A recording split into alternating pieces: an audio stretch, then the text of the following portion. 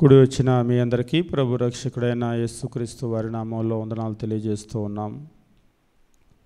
ఉపవాసమును గురించి మనము అధ్యయనం చేస్తూ ఉన్నాం. ఉపవాసం అనేటువంటిది ఏమిటి, ముఖ్యంగా ఉపవాసం అనేటువంటిది పాత నిబంధన గ్రంథంలో ఏ రీతిగా తెలియచేయబడింది తదితర అంశాలను మనం పరిశీలన చేస్తూ ఉన్నాం. బైబిల్లో మనం గమనించినప్పుడు ఉపవాసము అనేటువంటిది ఉన్నట్లుగా మనం గమనిస్తూ ఉంటాం. కానీ కొందరి యొక్క అభిప్రాయం ఏమిటి అంటే ఉపవాసం అనేటువంటిది పాత నిబంధనలో ఉంది, క్రొత్త నిబంధనలో లేదు అనేటువంటి వాళ్ళు కొందరు. ఇక ఉపవాసం అనేటువంటిది దాని గురించి మాట్లాడితే బైబిల్లో చెప్పిన దానికంటే ఎక్కువగా మాట్లాడటం కానీ, లేదా బైబిల్లో ఉన్నటువంటి దాన్ని కూడా మాట్లాడకుండా పోవటం కానీ దాని గురించి మనం చూస్తూ ఉంటాం. అంటే మనకు తెలుగులో చెప్తూ ఉంటారు కదా, అయితే అతివృష్టి లేకపోతే అనావృష్టి అని. మాట్లాడితే ఎక్కువగా మాట్లాడటం, లేకపోతే అసలు ఉపవాసాన్ని గురించే మాట్లాడకుండా ఉండటం. అయితే బైబిల్లో దీని గురించి ఏం తెలియజేయబడింది అనేటువంటి అంశాన్ని మనం పరిశీలన చేసినప్పుడు ధర్మశాస్త్రంలో ఇజ్రాయేలీలకు ఉపవాసం అనేటువంటిది ఒక ఆజ్ఞగా దేవుడు ఇవ్వటం జరిగింది. వారికి బైబిల్లో మనం చూసినప్పుడు లేవీకాండము మనం గమనించాం, 16వ అధ్యాయం 29-30 వచనాలు మనం గమనించినప్పుడు 7వ నెల 10వ నాడు వాళ్ళకు ఉపవాసం అనేటువంటిది ఒక ఆజ్ఞగా ఇవ్వబడింది. అంత మాత్రమే కాకుండా వాళ్ళు ఇంకా అనేక సందర్భాలలో ఉపవాసాన్ని వారే స్వచ్ఛందంగా చేసినట్లుగా మనం చూస్తూ ఉంటాం. ఉపవాసాన్ని వాళ్ళు చేసేటప్పుడు మనం కనుక గమనించినట్లయితే ఉపవాసము వారికి ఎప్పుడైతే అపాయము సంభవించిందో, ముఖ్యంగా యుద్ధ సమయంలో వారు ఏం చేసేవాళ్ళు అంటే ఉపవాసాన్ని చేసేవాళ్ళు. అంతేకాకుండా అనారోగ్యంతో ఉన్నప్పుడు, లేదంటే తమ కుటుంబ సభ్యులు ఎవరైనా మరణించిన దుఃఖంలో ఉన్నప్పుడు, లేదంటే వారు పాపము ద్వారా వచ్చేటువంటి శాపాన్ని తెలియజేయబడినప్పుడు, వాటన్నింటి నుంచి కూడా ఒక మాటలో చెప్పాలి అంటే దేవుని సహాయం కొరకు వాళ్ళు అర్జించేవాళ్ళు. అర్జించినప్పుడు కేవలం ప్రార్థన కాకుండా ఉపవాసం ఉండి ప్రార్థన చేసేవాళ్ళు. నిజంగానే దానికి గొప్ప ప్రతిఫలము దేవుడు ఇచ్చినట్లుగా మనం చూస్తూ ఉంటాం. మామూలు ప్రార్థన కంటే కూడా ఉపవాస ప్రార్థనకు సమాధానం వెంటనే రావటాన్ని మనం బైబిల్లో గమనిస్తూ ఉంటాం. అందువల్లే వాళ్ళు ఏం చేసేవాళ్ళంటే అనేక సందర్భాలలో ఉపవాస ప్రార్థన అనేటువంటిది వాళ్ళు చేయటం జరిగేది. ముఖ్యంగా ఎస్తేరు గ్రంథంలో కూడా యూదులందరూ కూడా నాశనం అయిపోయేటువంటి పరిస్థితి తటంచినప్పుడు కూడా ఎస్తేరు మొర్దెకైతో అక్కడ 3 దినాలు ఉపవాసం ఉండమని తెలియజేసిన మాటను మనం గమనిస్తూ ఉంటాం. అయితే ఇక క్రొత్త నిబంధనకు వచ్చేసరికి క్రొత్త నిబంధనలో ఉపవాసము లేదు అనేటువంటి ఒక బోధ ఉంది. కానీ మనం గమనించినట్లయితే క్రొత్త నిబంధన మనము ఏ క్రీస్తు ప్రభువునైతే అనుసరిస్తూ ఉన్నామో సాక్షాత్తు ఆ క్రీస్తు ప్రభు ఉపవాసం చేసినట్లుగా మనం చూస్తూ ఉంటాం. మత్తయి సువార్త 4వ అధ్యాయం కావచ్చు, లూకా సువార్త 4వ అధ్యాయం కావచ్చు, క్రీస్తు ప్రభు చేసినటువంటి ఉపవాసాన్ని గురించి మాట్లాడారు. మత్తయి సువార్త 4వ అధ్యాయం మనం గమనించినప్పుడు దేవుని వాక్యము ఈ రీతిగా తెలియజేస్తూ ఉంటుంది. 4వ అధ్యాయము మనం గమనించినప్పుడు 2వ వచనం నుంచి 40 దినములు 40 రాత్రులు ఉపవాసం ఉండిన పిమ్మట ఆయన ఆకలి గొనగా అని చెప్పేసి అంటూ ఉన్నాడు. క్రీస్తు ప్రభు ఉపవాసం ఉన్నాడా అంటే ద ఆన్సర్ ఈజ్ ఎస్. అవును, ఆయన ఉపవాసం ఉన్నాడు. ఎన్ని రోజులు ఉపవాసం ఉన్నాడు అంటే మనం ఏదో ఇప్పుడు దాకా పాత నిబంధనలో చదివినట్లుగా సాయంత్రం వరకు, అంటే ఒక రోజు కాదు, లేదంటే ఒక 3 రోజులో 7 రోజులో కాదు, 40 రోజులు ఆయన ఉపవాసం ఉన్నాడు. మనం గమనించాం. పాత నిబంధనలో మనం చూసినప్పుడు మోషే 40 రోజులు ఉపవాసం ఉన్నాడు, ఏలియా 40 రోజులు ఉపవాసం ఉండటము. ఇక క్రొత్త నిబంధన గ్రంథం మనము చూసేటప్పుడు క్రీస్తు ప్రభు కూడా 40 రోజులు ఉండటం. ఇవన్నీ యాదృచ్ఛికంగా కోయిన్సిడెన్స్ అయినటువంటి ఆ అంకె కాదు. 40 అనేటువంటిది మనం గమనించినప్పుడు ప్రతి అంకెకు కూడా ఒక ప్రాముఖ్యత ఉంటుంది అనేటువంటి విషయాన్ని మనం గమనించాం. ఒకసారి ఒకళ్ళు అడిగారు, అవునది ఎందుకు 40, why it is 40, why not 39 or 41? ఎందుకు 40 అవ్వాలి, 39 ఎందుకు అవ్వకూడదు, 41 ఎందుకు అవ్వకూడదు? వాళ్ళు 40 చేశారు కదా, ఇంకో రోజు ఎక్స్ట్రా చేస్తానని ఎందుకు 41 కాకూడదు? కాబట్టి దెర్ ఈజ్ సమ్ ఇంపార్టెన్స్. ఖచ్చితంగా 40కి ఖచ్చితంగా ఏదో ఒక ప్రాముఖ్యత అనేటువంటిది ఉంది, మనం గమనించవలసినటువంటి విషయం.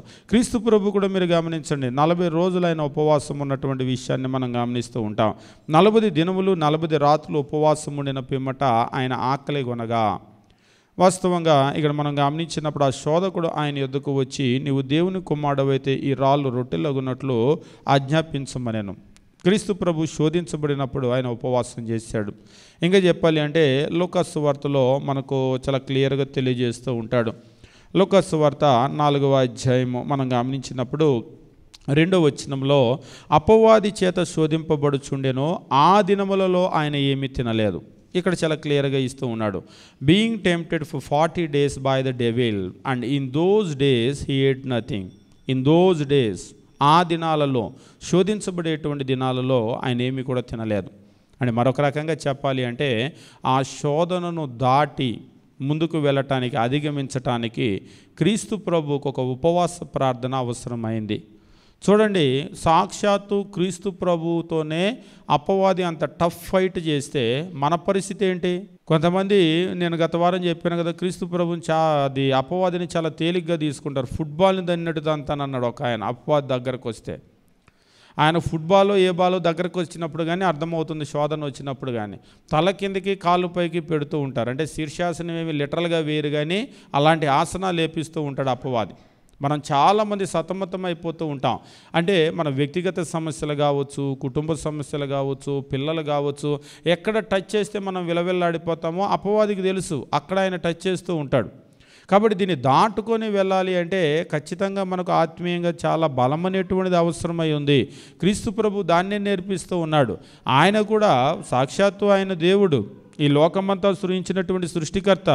యోహాను సువార్త 1వ అధ్యాయం 1-3 వచనాలు మనం గమనించినప్పుడు, ఆదియందు వాక్యముండెను, వాక్యము దేవుని యొద్ద ఉండెను, వాక్యము దేవుడై ఉండెను. క్రీస్తు ప్రభు దేవుడు, కానీ ఆయన రక్తమాంసములు కలిగినటువంటి శరీరంలో వచ్చినప్పుడు మనకు వలె ప్రతి శోధనను కూడా, అంటే మనము ఏ శోధన అయితే అనుభవిస్తామో ప్రతి శోధనను కూడా ఆయన అనుభవించాడు. మనకు ఏ బలహీనత అయితే ఉందో, కొంతమంది ఏమనుకుంటారంటే క్రీస్తు ప్రభు దేవుడు కాబట్టి ఆయనకు మనకులాంటి బలహీనత ఏమి, వీక్నెస్ లేదు అని అనుకుంటారు. కానీ మనకు ఏ వీక్నెస్ అయితే ఉందో, ఏ వీక్నెస్ మనము రక్తమాంసంలో చూసామో అలాంటి ప్రతి వీక్నెస్ని, ఇంకా చెప్పాలి అంటే మనము ఏ స్థాయిలో అయితే బలహీనత కలిగి ఉన్నామో అదే స్థాయిలో ఆయన కూడా బలహీనత కలిగి ఉన్నాడు. ఇప్పుడు ఆకలి అయినప్పుడు మనకేమనిపిస్తుందో ఆయనకు అదే అనిపించింది. ఒకసారి ఒక ఆయన అడిగాడు, ఆకలి అయినప్పుడు క్రీస్తు ప్రభుకి ఏమనిపించి ఉంటుంది అని. ఏమనిపించి ఉంటుంది? నీకేమనిపించిందో నాకేమనిపించిందో ఆయనకు అదే అనిపిస్తుంది. ఇప్పుడు ఆకలి అయింది, మనకేమనిపిస్తుంది? ఆహారం తినాలి అని అనిపిస్తుంది. ఆయన దానికి అతీతుడేమీ కాదు. దాహమైంది, మనకు ఎలాగైతే మనము నీరు త్రాగాలి అనిపిస్తుందో ఆయనకు అలాగనే అనిపించింది. ఒక సమరయ స్త్రీ దగ్గరికి వెళ్ళి దాహానికి ఇస్తావా అని అడిగాడు. అలసిపోయినప్పుడు మనకేమనిపిస్తుంది? కొంచెం విశ్రాంతి తీసుకోవాలని అనిపిస్తుంది. ఆయనకు అలాగనే అనిపించింది. ఒకసారి ప్రయాణమై వచ్చేటప్పుడు ఆయన ఒక దోణిలో అలసిపోయి ఆయన నిద్రిస్తూ ఉంటాడు. నిద్రించేటప్పుడు ఒక తుఫాను వచ్చింది, ఆయనకు అదే అనిపించింది. కాబట్టి ప్రతి విషయంలో మనం ఎట్లా ఉన్నామో ఆయన కూడా అలాగనే ఉన్నాడు. ఇప్పుడు ఆయన మనకి ఏమి నేర్పిస్తూ ఉన్నాడంటే, రక్తమాంసములు కలిగినటువంటి ఈ శరీరములో, బలహీనతలు ఉన్నటువంటి ఈ శరీరము శోధనలను అధిగమించాలి అంటే మనకు ఏం అవసరం అనేటువంటి చెప్తూ 4వ అధ్యాయం 2వ వచనంలో లూకా సువార్త, అపవాది చేత శోధింపబడుచుండెను, ఆ దినములలో ఆయన ఏమీ తినలేదు. ఆ దినములలో ఆయన ఏమీ తినలేదు. కాబట్టి క్రీస్తు ప్రభు చేసినటువంటి ఒక ఉపవాస ప్రార్థన దేని కొరకు అనేటువంటి సమాధానాన్ని ఇక్కడ స్పష్టంగా తెలియజేస్తూ ఉంటాడు. అంతేకాదు క్రీస్తు ప్రభు ఆయన ఉపవాసాన్ని గురించి ఆయన చేయటం మాత్రమే కాదు, ఉపవాసాన్ని గురించి క్రీస్తు ప్రభు ఏమైనా బోధించాడా అంటే ఎస్, అవును బోధించాడు. ఏం బోధించాడు అంటే 4వ అధ్యాయము ఆయన ఉపవాసం అయిపోయిన తర్వాత మనం గమనించినట్లయితే, 4వ అధ్యాయం ఉపవాసం అయిపోయిన తర్వాత 6వ అధ్యాయం మనం గమనించినప్పుడు ఇక్కడ ఒక మాటను తెలియజేస్తూ ఉంటాడు. మత్తయి సువార్త 6వ అధ్యాయం మనం గమనించినట్లయితే 1వ వచనంలో, మనుషులకు కనబడవలనని వారి ఎదుట మీ నీతి కార్యము చేయకుండా జాగ్రత్త పడుడి, లేని యెడల పరలోకమందున్న మీ తండ్రి యొద్ద మీరు ఫలము పొందరు. Take heed that you do not do your charitable deeds before men. కింది వచనాల్లో కనుక మనం గమనించినట్లయితే దీనేమని అంటూ ఉంటాడంటే, మీ నీతి కార్యము అని చెప్పేసి అన్నాడు. ఏమిటి నీతి కార్యము? వాస్తవంగా ఈ 6వ అధ్యాయంలో 3 కార్యాలను గురించి తెలియజేస్తూ ఉంటాడు. 3 కార్యాలను గురించి. ఏమిటా 3 కార్యాలు అని చెప్పేసి మనం చూసినట్లయితే, ఇక్కడ మనము ఎవరికైనా సరే ధర్మం చేసేటప్పుడు ఎట్లా చేయాలి 2వ వచనంలో తెలియజేస్తూ ఉంటాడు. ఇంకా కింది వచనాలు కనుక మనం వెళ్ళినట్లయితే ఆ 5వ వచనం దగ్గర నుంచి ప్రార్థన చేసేటప్పుడు మనం ఎట్లా చేయాల్సి ఉంటుంది అనేటువంటి విషయాన్ని తెలియజేస్తూ ఉంటాడు. ప్రార్థన చేసేటప్పుడు మనం ఎట్లా చేయాల్సి ఉంటుంది అనేటువంటిది. ఇక కింది వచనాలకు గనక వచ్చినట్లయితే ఉపవాసం చేసేటప్పుడు కూడా మనం ఎట్లా చేయాలి అనేటువంటిది 16వ వచనంలోంచి తెలియజేస్తూ ఉంటాడు. 16వ వచనం నుంచి ఈ విషయాలను మనం గమనించినప్పుడు మనం చూసేటువంటి విషయం ఏమిటి అంటే, ఈ 3 విషయాలు అంటే మనము ధర్మం చేసేటప్పుడు ఎట్లా చేయాలి, ప్రార్థన చేసేటప్పుడు ఎట్లా చేయాలి, ఉపవాసం చేసేటప్పుడు మనం ఎట్లా చేయాలి. 1వ వచనంలో అంటున్నాడు, మీ నీతి కార్యము మీరు చేసేటప్పుడు ఎట్లా చేయాలంటే, 1వ వచనాన్ని మనం గమనించినప్పుడు మనుషులకు కనబడాలని వారి ఎదుట మీ నీతి కార్యము చేయకుండా జాగ్రత్త పడండి. మనం చూసినప్పుడు ఈ 3 కార్యాలను కూడా నీతి కార్యము అని చెప్పేసి అంటూ ఉన్నాడు. అంటే వీటిని చేయటం ద్వారా, ధర్మం చేయటం ద్వారా, ప్రార్థన చేయటం ద్వారా, లేదా ఉపవాసం చేయటం ద్వారా వాళ్ళు నీతిని కూర్చుకునేటువంటి అవకాశం అనేటువంటిది ఉంది. కానీ దీన్ని ఎట్లా చేయాలి, దీన్ని ఎట్లా చేయకూడదు అనేటువంటి విషయాన్ని కింద నేర్పిస్తూ ఉన్నాడు. అంటే ఇందులో మనం గమనించేటువంటి విషయం ఏమిటి అంటే, క్రీస్తు ప్రభు మనం కింద వచనాలు కనుక గమనించినట్లయితే ఉపవాసం చేసేటప్పుడు మనం ఎట్లా చేయాలి అనేటువంటి విషయము, ఈ ఉపవాసం అనేటువంటిది కూడా ఒక నీతి కార్యం. ధర్మమే కాదు, ప్రార్థనే కాదు, ఉపవాసం కూడా ఒక నీతి కార్యం. అయితే దీన్ని చేసేటప్పుడు మనం జాగ్రత్తగా గనక చేయకపోతే దానివల్ల మనం పొందేటువంటి ప్రతిఫలం అనేటువంటిది మనం పొందలేము. 16వ వచనం నుంచి, మీరు ఉపవాసం చేయనప్పుడు వేశ్యదారుల వలె దుఃఖముఖులై ఉండకుడి. ఇక్కడ మీరు కనుక గమనించినట్లయితే మీరు ఉపవాసం చేయనప్పుడు వెన్ యూ ఫ్యాస్ట్ మనం గమనించాం, నాట్ ఇఫ్ యూ ఫ్యాస్ట్. ఒకవేళ మీరు ఉపవాసం చేస్తే అనలేదు, ఒకవేళ మీరు చేస్తే అంటే ఆప్షనల్, ఒకవేళ చేస్తే చేయండి లేకపోతే లేదు. వెన్ యూ ఫ్యాస్ట్ అంటే మీరు ఖచ్చితంగా ఉపవాసం చేస్తారు, చేయాలి, చేసేటప్పుడు మీరు ఇలా చేయండి. అంటే దాని అర్థం ఏమిటి అంటే, ఉపవాసం fasting is a mandatory, not optional. కొందరు ఈరోజు ఏం చేస్తూ ఉంటారంటే, క్రొత్త నిబంధనలో ఉపవాసం లేదు, క్రీస్తు ప్రభు చేయమని చెప్పలేదు. అవును, నువ్వు జాగ్రత్తగా కనుక చదివితే ఇక్కడ ఇఫ్ యూ ఫ్యాస్ట్ అనేటువంటిది లేదు, when you fast, that means fasting is a mandatory. అది మాత్రమే కాదు, ఉపవాసం అనేటువంటిది నీతి కార్యము. అంటే నువ్వు ధర్మం ఎలాగైతే చేసి తీరాలో, నువ్వు ఎలాగైతే ప్రార్థన చేసి తీరాలో, నువ్వు ఉపవాసం కూడా చేసి తీరాలి. అందుకనే దాన్ని అక్కడ పెట్టాడు. ఒకవేళ ఉపవాసం అనేది కనుక అవసరం లేకపోతే ఆయన దాని గురించి బోధించవలసినటువంటి అవసరం ఉండదు. కాబట్టి ఉపవాసము క్రీస్తు ప్రభు చేయటం మాత్రమే కాదు, ఉపవాసాన్ని గురించి క్రీస్తు ప్రభు యొక్క బోధ ఏమిటి అని అంటే, ఉపవాసం అనేటువంటిది ఖచ్చితంగా చేయాలని క్రీస్తు ప్రభు చెప్పాడా? అవును, ఖచ్చితంగా చేయాలి. అది నీతి కార్యము. మనం గమనించినప్పుడు 6వ అధ్యాయం 16 నుంచి 18 వచనాల్లో ఎలా చేయకూడదో ఎలా చేయాలో చెప్తూ, ఉపవాసం చేయనప్పుడు వేషధారుల వలె దుఃఖముఖులై ఉండకుడి. తాము ఉపవాసము చేయుచున్నట్టు మనుషులకు కనబడవల్లని వారు తమ ముఖములను వికారము చేసుకొందురు, వారు తమ ఫలం పొంది ఉన్నారని నీతో నిశ్చయముగా చెప్పుచున్నాను. అలా మనుషులకు కనబడాలని గనక మీరు ముఖాలు వికారం చేసుకొని వాళ్ళ మెప్పు గనక పొందాలని అనుకుంటే, వాళ్ళ మెప్పు గనక పొందితే, ఇక్కడ వాళ్ళ గురించి చెప్తున్నాడు, వారు తమ ఫలము పొంది ఉన్నారు అని మీతో నిశ్చయముగా చెప్పుచున్నాను. ఎవరన్నా చూసి అబ్బా మీరు ఉపవాసం అయ్యేవాళ్ళ అని అనిపించుకోవటానికి చేశారనుకోండి, ఒకవేళ అనిపించుకున్నారు అబ్బా అన్నారు, మీరు దాని కొరకే చేశారు కాబట్టి ఆ ఫలం అనేటువంటిది మీకు వచ్చేసింది. అలా కాకుండా మీరు దేవుని కొరకు దేవుని ఫలాన్ని కనుక ఆశించి కనుక మీరు చేయాలనుకుంటే 17వ వచనము, ఉపవాసము చేయుచున్నట్టు మనుషులకు కనబడవలని కాక రహస్యమందున మీ తండ్రికే కనబడవలని నీవు ఉపవాసము చేయనప్పుడు. ఒకవేళ నీ ఇంటెన్షన్, నీ ఉద్దేశము మనుషులకు కనబడాలనేది నీ ఉద్దేశం కాదు, దేవునికే కనబడాలనేటువంటి నీ ఉద్దేశము. అలా అయితే ఎలా చేయాలో చెప్తూ ఇక్కడ నీ ఉపవాసం చేయనప్పుడు నీ తల అంటుకొని నీ ముఖం కడుక్కొని, అంటే కొంతమంది తలస్నానం చేయకుండా ఎలా ఉపవాసం ఉంటారండి అని అంటారు. అంటే ఇక్కడ తల అంటుకొని ముఖం కడుక్కొని అనేటువంటిది మీరు కనుక గమనించినట్లయితే మీకు ప్రాచీన కాలంలో స్నానాలు ఎలా ఉండే, తల స్నానాలు ఎలా ఉండే, ఇవంతా కూడా తెలియజేసాం. అవి అరుదుగా ఉండేటువంటివి అనమాట. కాబట్టి మీ తల అంటుకొని ముఖం కడుక్కొని, అంటే ఒకవేళ నువ్వు కనుక నీ ముఖం కడుక్కొని నువ్వు కనుక అలా చేసినట్లయితే ఏముంటుందంటే, నువ్వు నీ ముఖం అనేటువంటిది ఎదుటి వాళ్ళు చూసినప్పుడు, మీరు ఏడ్చినప్పుడు కూడా కొంతమంది ముఖం కడుక్కొని వస్తారు, అంతేనా? లేకపోతే ఏడ్చి వచ్చేస్తారు. ఎందుకు ముఖం కడుక్కొని వస్తాం? ఏడ్చిన తర్వాత ముఖం కడుక్కొని వచ్చామని కూడా కొంచెం ఫ్రెష్గా ఉంటుంది, ఏడ్చినటువంటి ఆనవాళ్ళు ఏమి కనపడకుండా ఉంటాయి. అందుకొరకు ఏం చేస్తూ ఉంటామంటే కొంతమంది అలాగా ఏడ్చినా కానీ ముఖం కడుక్కొని వస్తూ ఉంటారు. అంటే దాన్ని కవర్ చేసుకోవటం లేకపోతే కనపడకుండా చేసుకోవటం ఏదో ప్రయత్నం చేస్తూ ఉంటారు.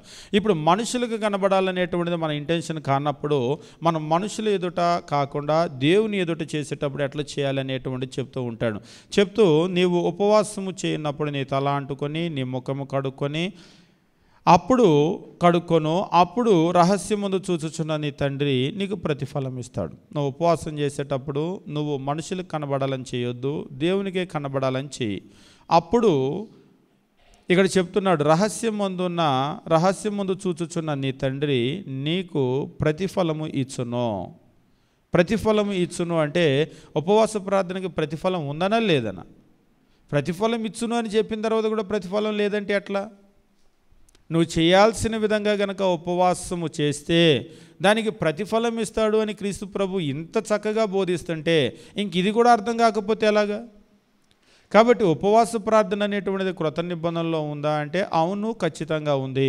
క్రీస్తు ప్రభు ఏ క్రీస్తునైతే మనం మాదిరిగా తీసుకొని ఆయన అడుగుజాడల్లో మనం ముందుకు వెళ్ళాలని ప్రయత్నం చేస్తున్నామో ఆయన ఉపవాసం ఉండి మనకు నేర్పించాడు. 1 రోజు 2 రోజులు 3 రోజులు వారం రోజులు కాదు, ఆయన 40 రోజులు ఉపవాసం ఉన్నాడు. ఎందుకొరకు అంటే రక్తమాంసములు కలిగినటువంటి ఈ శరీరము వచ్చేటువంటి బలహీనతలు వాటిని దాటుకొని వెళ్ళాలి అంటే అదంత సులభమైన విషయం కాదు. మనం అపవాది యొక్క శోధనలను సులభంగా ఎంచడానికి లేదు. ఇంకా చెప్పాలంటే పాత నిబంధనలో మహాభక్తిపరుడైనటువంటి యోబుని ఆయన ఒక రకంగా ఆయన చాలా భీకరమైనటువంటి పోరాటం చేశాడు యోబుతో. అయితే చివరికి యోబు దాన్ని జయించాడు అనుకోండి. కాబట్టి అపవాది యొక్క శోధన అనేటువంటిది అంత తేలిగ్గా ఎప్పుడు కూడా అంచనా వేయద్దు. ఫుట్బాల్లో తంత, ఆ బాల్లో తంత, ఈ బాల్లో తంత, ఆయనే తంతే ఎగిరిపోయేవాడు కాదు. ఆయన మరలా ఎలాగైతే బంతిని కొడితే బౌన్స్ అయి వస్తూ ఉంటుందో ఆయన మరలా వస్తూనే ఉంటాడు. క్రీస్తు ప్రభుని కూడా సాక్షాత్తు ఆయన సిలువలో మరణించే వరకు, ఇంకా చెప్పాలంటే చివరి ఊపిరి వరకు క్రీస్తు ప్రభునే వదిలిపెట్టలేదు. నిజంగా ఒక్కొక్కసారి ఆయనకున్నటువంటి ఇప్పుడు మనం అనుకోండి, మనం వీళ్ళు వాక్యం చెప్తే వినర్లే, వాళ్ళు లోబడర్లే, వీళ్ళు మారర్లే అని మనమే ఒక మాట అనేసుకుంటాం. కానీ అపవాది అస్సలు అలాగ ఆయన నిరాశకు నిస్పృహకు లోను అవ్వడు. ఆయన ఎంత ఆశావాది అంటే సాక్షాత్తు క్రీస్తు ప్రభు కూడా మారతాడనే, క్రీస్తు ప్రభు కూడా ఆయనకు లోబడతాడనే ఆయన ఆశ. లేకపోతే ఆయనతో అంత పోరాటం చేయడు. ఆయన మారలే అని అనుకుంటే, టైం వేస్ట్లే అనుకుంటే వదిలేసి వెళ్ళిపోదుడు. కానీ క్రీస్తు ప్రభు మీద కూడా ఆయనకున్న ఆశ ఏంటంటే క్రీస్తు ప్రభు కూడా మారుతాడు, ఖచ్చితంగా ఆయన కూడా నాకు లోబడతాడు. చేశాడు. లోకాసు వార్తలు అంటాడు కదా, ప్రతి విధమైనటువంటి శోధనను ముగించి, అంటే ఆయన దగ్గర ఎన్ని రకాల శోధనలు ఉన్నాయో అన్నీ ఆయన మీద ప్రయోగించాడు, అవ్వలేదు. ఇక అప్పటికి కొంతకాలము ఆయన్ని విడిచిపోయాను అని ఉంటుంది. మళ్ళీ పూర్తిగా కూడా వదిలేదు, ఈయన లొంగే కేసు కాదని పూర్తిగా కూడా వదిలేదు. కొంతకాలము విడిచిపోయాను అంటే ఇదే శోధనకి ఇవాళ పడకపోవచ్చు, రేపు పడ్డా. ఉదాహరణకి ఇవాళ లంచం తీసుకోలేదంటే ఎప్పుడు తీసుకోడా, అవసరం వచ్చిద్దేమో, అవసరం వచ్చినప్పుడు లొంగుతాడేమో. కాబట్టి ఇవాళ అబద్ధం ఆడలేదు, రేపు ఆడతాడేమో. కాబట్టి ఇవాళ శోధించబడలేదు అంటే లొంగలేదు, రేపు ఇదే విధమైన శోధనకు లొంగడనే లేదు. కాబట్టి అపవాది యొక్క ఆశ ఇప్పుడు మీరు గమనించండి, మనం ఈవేళ ఉన్నట్లు రేపు ఉండం. అవసరాలు ఏం చేస్తాయంటే మనల్ని మారుస్తూ ఉంటాయి. కాబట్టి అపవాదికి తెలుసు ఆయన ఏం చేస్తూ ఉంటాడంటే వీటిని ప్రయోగిస్తూనే ఉంటాడు. కాబట్టి వీటిని నెగ్గాలి అంటే మనకు ఉపవాసం అనేటువంటిది చాలా చాలా అవసరం. ఉపవాస ప్రార్థనకు ప్రతిఫలం అనేటువంటిది ఉంటుందా అంటే క్రీస్తు ప్రభు ఆయన చెప్పినప్పుడు ఉపవాసాన్ని గురించి బోధించినప్పుడు ఆయన ఏమన్నాడంటే అప్పుడు రహస్యమందు చూచుచున్న నీ తండ్రి నీకు ప్రతిఫలం ఇచ్చును. ఉపవాసము చేయనప్పుడు మనుషులకు కనబడాలని కాక రహస్యమందున నీ తండ్రికి కనబడవాలని, నీ ఉపవాసము చేయనప్పుడు తల అంటుకొని ముఖం కడుక్కొని అంటే మనుషులకు కనబడాలని కాకుండా దేవునికే కనబడాలని కనుక నువ్వు చేసినట్లయితే అట్టి ఉపవాస ప్రార్థన రహస్యమందు చూచుచున్న నీ తండ్రి నీకు ప్రతిఫలం ఇచ్చును. Your father who is in the secret place and your father who sees in secret will reward you openly. ఆయన ఖచ్చితంగా నీకు ప్రతిఫలాన్ని ఇస్తాడు. Will reward you openly. తెలుగులో కనుక చూసినట్లయితే ప్రతిఫలం ఇచ్చును అని ఉంటుంది, కానీ ఆంగ్లంలో విల్ రివార్డ్ యూ ఓపెన్లీ. రహస్యంలో చూస్తాడు కానీ ఓపెన్గా రివార్డ్ ఇస్తాడు. కాబట్టి ఉపవాస ప్రార్థనకి ప్రతిఫలం అనేటువంటిది ఉంటుందా అంటే ఖచ్చితమైన ప్రతిఫలం ఉంటుంది. కానీ ఇక్కడ ఒక విషయం గుర్తుపెట్టుకోండి, అదేంటి అంటే ప్రతి ఉపవాస ప్రార్థనకి ప్రతిఫలం ఉండదు. అంటే ప్రతి ఉపవాస ప్రార్థనకి అంటే మనం గమనించాం, పాత నిబంధనలో యూదులు ఉన్నారు. వాళ్ళు అబద్ధం ఆడుతూ, మోసం చేస్తూ, అన్యాయం చేస్తూ, గుద్దులాడుతూ, కలహాలు, అంటే లోకంలో ఉన్నటువంటి ఒక భక్తిహీనుడు ఎట్లయితే బ్రతుకుతాడో అట్లా బ్రతుకుతూ, మేము ఉపవాసం ఉంటే నువ్వెందుకు చూడవు, నువ్వెందుకు వినవు అని చెప్పేసి ఆయన అడగటానికి లేదు. అటువంటి ఉపవాస ప్రార్థనలకు 1% కూడా రిజల్ట్ ఉండదు. కాబట్టి మన జీవితాలు కనుక అట్లా ఉన్నాయి అనుకోండి, అనవసరంగా తినకుండా ఆయాసపడటం అనవసరం. మేము అప్పుడప్పుడు చెప్తూ ఉంటాం, అనవసరం అది. ఊరికి ఇటు తినకుండా ఆయాసపడి అటు దేవుని దగ్గర నుంచి ప్రతిఫలం లేకుండా ఎందుకు? మనకు తెలుగులో ఒక సామెత ఉంటుంది, రెంటికి చెడ రేవాళ్ళ. అటు అది ఉండదు, ఇటు ఇది ఉండదు. కాబట్టి నువ్వు పనికిమాలిన వాడివైతే, నువ్వు పనికిమాలిన దానివైతే, మనము ఒకవేళ భక్తిహీనులమైతే, దుర్మార్గులమైతే అనవసరంగా ఉపవాస ప్రార్థనలు పెట్టుకోవద్దు. ఎందుకంటే ఆ ఉపవాస ప్రార్థనల వల్ల ప్రయోజనం ఉండదు. కాబట్టి మొట్టమొదట మనం చేయవలసింది ఏమిటంటే దేవుని వాక్యాన్ని అనుసరించి జీవించటానికి మనం ప్రాక్టీస్ చేయాలి. ఎప్పుడైతే నువ్వు అలాగ ఉండగలుగుతావో అప్పుడు నువ్వు ఉపవాస ప్రార్థన చేయి. ఆ ఉపవాస ప్రార్థనకు ప్రయోజనం అనేటువంటిది ఉంటుంది. కాబట్టి ఉపవాస ప్రార్థన అనేటువంటిది ఖచ్చితంగా ప్రయోజనం అనేటువంటిది ఉంటుంది అనేటువంటి దేవుడు తెలియజేశాడు. అంతేకాదు ఉపవాస ప్రార్థన గురించి క్రీస్తు ప్రభు దగ్గర ఒకసారి ఒక చర్చ వచ్చినప్పుడు మత్తయి సువార్త 9వ అధ్యాయము మనం గమనించినప్పుడు, మత్తయి సువార్త 9వ అధ్యాయము 14వ వచనం నుంచి మనం చూసినట్లయితే, అప్పుడు యోహాను శిష్యులు ఆయన యొద్దకు వచ్చి, పరిసయ్యులను మేమును తరచుగా ఉపవాసము చేయుచున్నాము కానీ నీ శిష్యులు ఉపవాసము చేయరు, దీనికి హేతువేమని ఆయన అడగగా, కొందరు ఇదే చూపిస్తారు. యోహాను శిష్యులు ఆయన దగ్గరకు వచ్చి, పరిసయ్యులు మేము తరచుగా ఉపవాసము చేయుచున్నాము. ఎట్లా చేస్తున్నారట? వాళ్ళు అంటున్నారు, we and Pharisees fast often. మేము ఎప్పుడు కూడా చేస్తాం, తరచుగా చేస్తాం. That means continuous. మేము కంటిన్యూగా ఉపవాసం చేస్తూ ఉంటాం. But your disciples do not fast. నీ శిష్యులు అయితే చేయరు. ఎందుకు అని నేరుగా ఆయన్ని అడిగారు. వాళ్ళు చెవులు కొరుక్కోవటం కాదు. యోహాను శిష్యులు చేస్తూ ఉన్నారు, మేము కూడా చేస్తూ ఉన్నాము. పరిసయ్యులు చేస్తూ ఉన్నారు, యోహాను శిష్యులు వచ్చి అడుగుతూ ఉన్నారు, మేం చేస్తున్నాం, పరిసయ్యులు కూడా చేస్తూ ఉన్నారు, కానీ నీ శిష్యులు చేయట్లేదు. కారణం ఏంటి? నీ శిష్యులు చేయటం లేదు. ఇది మాత్రం కొంతమంది అండర్లైన్ చేసుకుంటారు. నీ శిష్యులు చేయట్లేదు, క్రీస్తు ప్రభు శిష్యులు చేయట్లేదు. అంటే క్రీస్తు ప్రభుని అనుసరించే వాళ్ళు ఉపవాసం ఉండరు. ఒకసారి ఒక ఆయన, క్రీస్తు ప్రభు శిష్యులు చేయట్లేదు, నువ్వు క్రీస్తు ప్రభు శిష్యుడువా యోహాను శిష్యుడువా? యోహాను శిష్యుడు అయితే చెయ్యి, క్రీస్తు ప్రభు శిష్యులు అయితే చేయట్లేదు. అంటే ఎందుకు ఉపవాసం ఉందా లేదా అంటే క్రీస్తు ప్రభు శిష్యులకి అయితే లేదంట. అదే చెప్పాడు ఆయన. మరి ఇంకేం చెప్పాడు అంటున్నాడు, నీ శిష్యులు ఉపవాసం ఉండరు అని అంత క్లియర్గా ఉంది కదా సార్ అంటాడు. అవును, దానికి క్రీస్తు ప్రభు చెప్పిన సమాధానం వినవా? కొంతమంది సగమే వింటూ ఉంటారు. దానికి ఆయన చెప్పిన సమాధానం కూడా విను. వాళ్ళు అడిగింది కాదు కదా. 15వ వచనంలో అంటున్నాడు, యేసు, పెండ్లి కుమారుడు తమతో కూడా నుండు కాలమున పెండ్లి ఇంటి వారు దుఃఖపడగలరా? పెండ్లి కుమారుడు తమతో కూడా ఉండు కాలమున పెండ్లి ఇంటి వారు దుఃఖపడగలరా? పెండ్లి కుమారుడు వారి యొద్ద నుంచి కొనిపోబడు దినములు వచ్చునో అప్పుడు వారు ఉపవాసము చేతురు. చేస్తారని చెప్పాడా, చేయరని చెప్పాడా? నా శిష్యులు చేరి పోవయ్యా అన్నాడా? అనలేదు. ప్రస్తుతానికైతే వాళ్ళు చెయ్యరు, కానీ ఒక కాలం వస్తుంది, ప్రస్తుతానికి ఎందుకు చేయరో కూడా చెప్పాడు. పెండ్లి కుమారుడు తమతో కూడా ఉండు కాలమున పెండ్లి ఇంటి వారు దుఃఖపడగలరా? ఎవరా పెండ్లి కుమారుడు? క్రీస్తు ప్రభువు పెండ్లి కుమారుడు. కాబట్టి నేను ఇక్కడ వీళ్ళతోనే ఉన్నాను కాబట్టి ప్రస్తుతానికి వీరు ఉపవాసము చేయటం లేదు. కానీ పెండ్లి కుమారుడు కొనిపోబడేటువంటి దినములు వచ్చును, అప్పుడు వారు ఉపవాసం చేస్తారు. క్రీస్తు ప్రభు కొనిపోబడేటువంటి దినాలు ఉన్నాయి, దినాలు వచ్చినప్పుడు వాళ్ళు ఏం చేస్తారంటే వాళ్ళు ఉపవాసం చేస్తారు. కాబట్టి క్రీస్తు ప్రభు ఉపవాసం చేస్తారని చెప్పారా, చేయరని చెప్పారా అంటే ఉపవాసం చేస్తారు అనే క్రీస్తు ప్రభు చెప్పాడు. ఎప్పుడు చేస్తారు అంటే పెండ్లి కుమారుడు ఉన్నప్పుడైతే చేయరు, తమతో కూడా ఉన్నాడు కాబట్టి తమను విడిచిపెట్టి వెళ్ళేటువంటి కాలం వస్తుంది. విడిచిపెట్టి వెళ్ళేటువంటి కాలం వచ్చినప్పుడు అప్పుడు వాళ్ళు చేస్తారు అని క్రీస్తు ప్రభు చెప్పాడు. అంటే ఉపవాసం చేసేటువంటి ఒక కాలం ఉంది, చేయనటువంటి ఒక కాలం కూడా ఉంది. దీన్ని మనం గుర్తుపెట్టుకోవాలి. ఇక్కడ మరొక ముఖ్యమైనటువంటి విషయము, ఉపవాసము మేం చేస్తున్నాం అంటే యోహాను శిష్యులు వచ్చి మేం చేస్తున్నాం, పరిచర్యలు చేస్తున్నారు. ఎందుకు చేస్తున్నారు?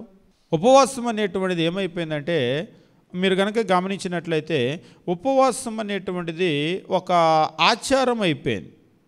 ఉపవాసం అనేటువంటిది మతంలో, క్రైస్తవ్యంలో కూడా, యూద మతంలో ఒక ఆచారమో, అట్లనే యోహాను శిష్యులకు ఒక ఆచారమో, పరిసయ్యులకు ఒక ఆచారమో, అలాగా ఇప్పుడు పొద్దున్నే లేచి ఏం చేస్తారంటే తూర్పు తిరిగి దండం పెట్టని అంటారు. అదొక ఆచారం. ఎందుకు పెట్టాలి ఏంటనేటువంటిది కాదు. అలాగా ఇలాంటి ఆచారాలు చాలా ఉన్నాయి. పుట్టిన దగ్గర నుంచి చచ్చే వరకు, పొద్దున్న లేచిన దగ్గర నుంచి రాత్రి నిద్రపోయే వరకు అలాంటి ఆచారాలు చాలా ఉన్నాయి. వీళ్ళు ఏం చేశారంటే ఉపవాసాన్ని కూడా ఒక ఆచారం చేసేసారు. ఎందుకు చేస్తున్నాం, ఏం చేస్తున్నాం అనేటువంటిది కాదు. ఉదాహరణకి మీకు కొన్ని ఆచారాలు ఉన్నాయి. ఆ ఆచారాలు అవి కొన్ని సందర్భాల్లో ప్రయోజనాన్ని చేకూరుస్తాయి, కానీ కొన్ని సందర్భాల్లో ప్రయోజనం చేకూర్చవు. ఉదాహరణకి బతికున్నటువంటి మనిషి ఉన్నారనుకోండి, నిద్రపోయేటప్పుడు తల ఎటు పెట్టుకోవాలి, ఎటు పెట్టుకోకూడదు అనేటువంటి చెప్తూ ఉంటారు. బ్రతికున్నటువంటి మనిషి అయితే అంటే ఈ ఎర్త్ అనేటువంటి ఒక giant magnet, earth is a giant magnet. దీనికి ఉత్తర దక్షిణ ధృవాలు ఉంటాయి మ్యాగ్నెట్కి. ఆ మ్యాగ్నెటిక్ ఫీల్డ్ కనుక వ్యతిరేకంగా మనం వెళ్ళామనుకోండి, ఆ వ్యతిరేకంగా వెళ్తే దాని ప్రభావం పడుతుంది. ఇప్పుడు మనం నిద్రపోయేటప్పుడు కూడా మనము ఈ ఉత్తర ధ్రువం వైపు ఎప్పుడైతే మనం తల పెట్టామో మన హార్ట్ పంప్ చేసేటప్పుడు అది చాలా కష్టంగా ఉంటుంది. అందువల్ల బ్లడ్ సర్క్యులేషన్ తగ్గుతుంది. దానివల్ల ఏమవుతుందంటే క్రమక్రమంగా మనలో ఉన్నటువంటి ఆయుష్ కూడా క్షీణిస్తూ ఉంటుంది. అందువల్ల ఏం చేస్తూ ఉంటారంటే అటువైపు తల పెట్టుకోకూడదు అంటారు. గాడిద గుడ్డు నేను అట్టే పెడతా అనేవాళ్ళు కూడా ఉన్నారు. సరే, అది నువ్వు పెడితే వీళ్ళు చెప్పేది ఇంత క్లియర్గా చెప్తే బాగానే ఉంటుంది. నువ్వు ఉత్తరం పెట్టకూడదు, ఆ పెడితే నీకు ఆ కీడు జరుగుతుంది, ఈ అరిష్టం జరుగుతుంది అంటే గాడిద గుడ్డు ఏం జరగదో పెడతానంటారు. కాబట్టి వీళ్ళు చెప్పేది కూడా అందులో ఒక మేలు ఉంది, అది చెప్తే అర్థమవుతుంది. కాబట్టి నువ్వు ఈ ఉత్తరం కాకుండా దక్షిణం పెట్టుకో, లేకపోతే నువ్వు ఈ నార్త్ సౌత్ ఈ డైరెక్షన్స్ ఉన్నాయి కదా, అసలు అటు కాకుండా నువ్వు పూర్తిగా తిప్పుకొని తూర్పో పడమరో ఎటో పెట్టుకో, నీకు బాగానే ఉంటుంది. ఇది ఎంతవరకు మనిషి బ్రతికున్నంతవరకు. చచ్చిన తర్వాత కూడా నువ్వు ఉత్తరం వైపు పెట్టకూడదంటే శవానికి,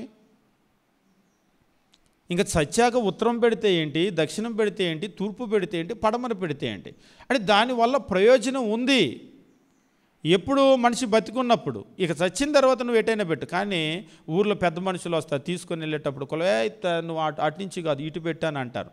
మీరు చూసినట్లయితే శవాన్ని కూడా పట్టుకెళ్ళేటప్పుడు కూడా ఏ డైరెక్షన్లో పట్టుకెళ్ళాలో చెబుతారు, పెట్టేటప్పుడు కూడా ఏ డైరెక్షన్లో. ఇప్పుడు ఇక చచ్చిన తర్వాత ఏ డైరెక్షన్ అయితే ఏంటి, ఆయనకేంటి ప్రయోజనం, మనకేంటి ప్రయోజనం. కాబట్టి ప్రతిదాన్ని కూడా ఆలోచన, అందులో ఉన్నటువంటి మేలేంటి. కానీ ఏమైపోయిందంటే అటు పెట్టకూడదు, ఒక ఆచారం అంతే. మీరు పిల్లలు చెప్తే ఎన్నో పెద్దోళ్ళు చెబుతున్నారు ఎన్నంటారా అంటారు. ఎందుకు? ఇప్పుడు ఉపవాసం కూడా ఏమైపోయిందంటే ఒక ఆచారం, చేయాలంతే చేయాలంతే చేయాలంతే. ఎందుకు చేయాలి, ఎవరు చేయాలి, ఎప్పుడు చేయాలి, వీటిని గురించి ఆలోచన చేసేటువంటి పరిస్థితి లేదు.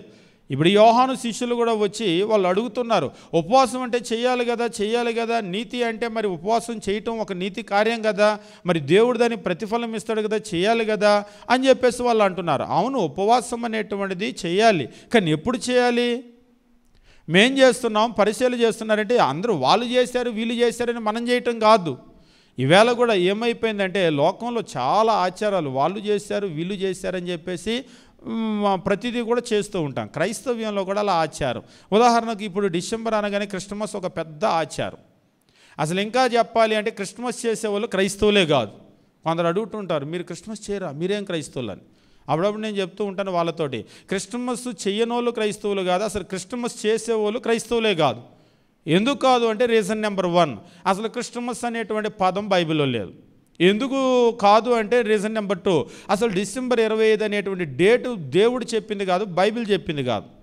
ఎందుకు చేస్తే క్రైస్తవులు కాదంటే రీజన్ నెంబర్ 3, మీరు పెట్టేటువంటి ట్రీ కావచ్చు, క్రిస్మస్ తాత కావచ్చు, లేకపోతే స్టార్ కావచ్చు, ఇది ఏది బైబిల్లో నుంచి వచ్చింది కాదు. కాబట్టి మీరు చేసేటువంటి ఇదంతా కూడా ఆచారము, పారంపర్యం. ఎప్పుడైతే మీరు ఆచారాలు పారంపర్యాలు చేస్తారో రీజన్ నెంబర్ 4, మీరు క్రైస్తవులే కాదు. అంతేకాదు రీజన్ నెంబరు ఇంకా వరుసగా కనుక వెళ్తూ ఉన్నట్లయితే 1వ శతాబ్దంలో ఉన్నటువంటి ఏ అపోస్తులుడు క్రిస్మస్ చేయలేదు. అంతేకాదు ఆ తర్వాత అపోస్తుల తర్వాత ఉన్నటువంటి ఏ స్థానిక సంఘం మీరు కనుక గమనించినట్లయితే రోమిలకు రాసిన పత్రిక దగ్గర నుంచి అనేకమైనటువంటి సంఘాలు, రోమాల్లో ఉన్న సంఘము, కొరింథులో ఉన్న సంఘము, ఎఫెసు సంఘం, ఫిలిప్పీ సంఘం, కొలొస్సే సంఘం, ఇంకా మీరు గమనించినట్లయితే వరుసగా సంఘాలని చూపించారు కదా. ఏ స్థానిక సంఘము ఎన్నడూ క్రీస్తు ప్రభు యొక్క పుట్టినరోజును సెలబ్రేట్ చేసుకోలేదు.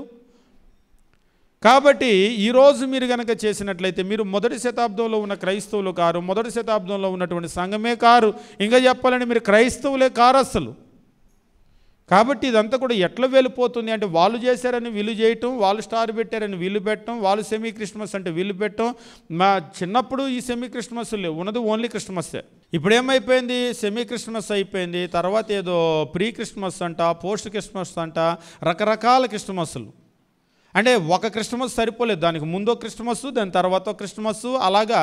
ఇంకా చెప్పాలంటే మొన్న ఒక ఆయన అన్నాడు, అసలు డిసెంబర్ నెలంతా క్రిస్మస్లే సార్ అని. ఇవాళేమో వాళ్ళు పెట్టారంట క్రిస్మస్, సెమీ క్రిస్మస్, తర్వాత ఏమో వీళ్ళు పెట్టారట. డిసెంబర్ నెల మొదలైన దగ్గర నుంచి క్రిస్మస్లేనంట. ఆ రోజుల్లో డిసెంబర్ 25 క్రిస్మస్ చేసేవాళ్ళు, ఈరోజు రోజు క్రిస్మస్, ఎవడో ఒకడు పెట్టడం సెమీ క్రిస్మస్ అని. కాబట్టి రోజు క్రిస్మస్సే. కానీ మనుషులు అసలు అది ఉందా లేదా అని ఆలోచన చేసే పరిస్థితి లేదు. ఇక్కడ యోహాను శిష్యుల పరిస్థితి కూడా అట్లనే ఉంది.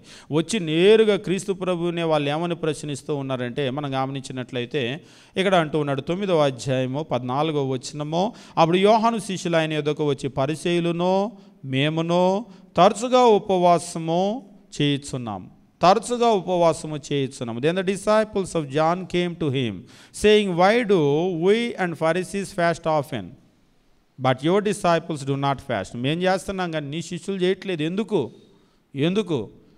క్రీస్తు ప్రభు చెప్పాడు, మీరు చేస్తున్నారండి, ఒక పారంపర్యంగా చేస్తున్నారు, అంతకు మించి ఏం లేదు ఆయన చెప్పాడు. అంటే ఈ మాట చెప్పాడు అన్నాడు ఒక ఆయన. ఎస్, ఆ మాట చెప్పాడు. కింద వచ్చిన కనుక చూసినట్లయితే, పెండ్లి కుమారుడు తమతో ఉండు కాలమున పెండ్లి ఇంటి వారు దుఃఖపడగలరా? It's a question. Do you say yes? దుఃఖపడతారా అంటే పడరు.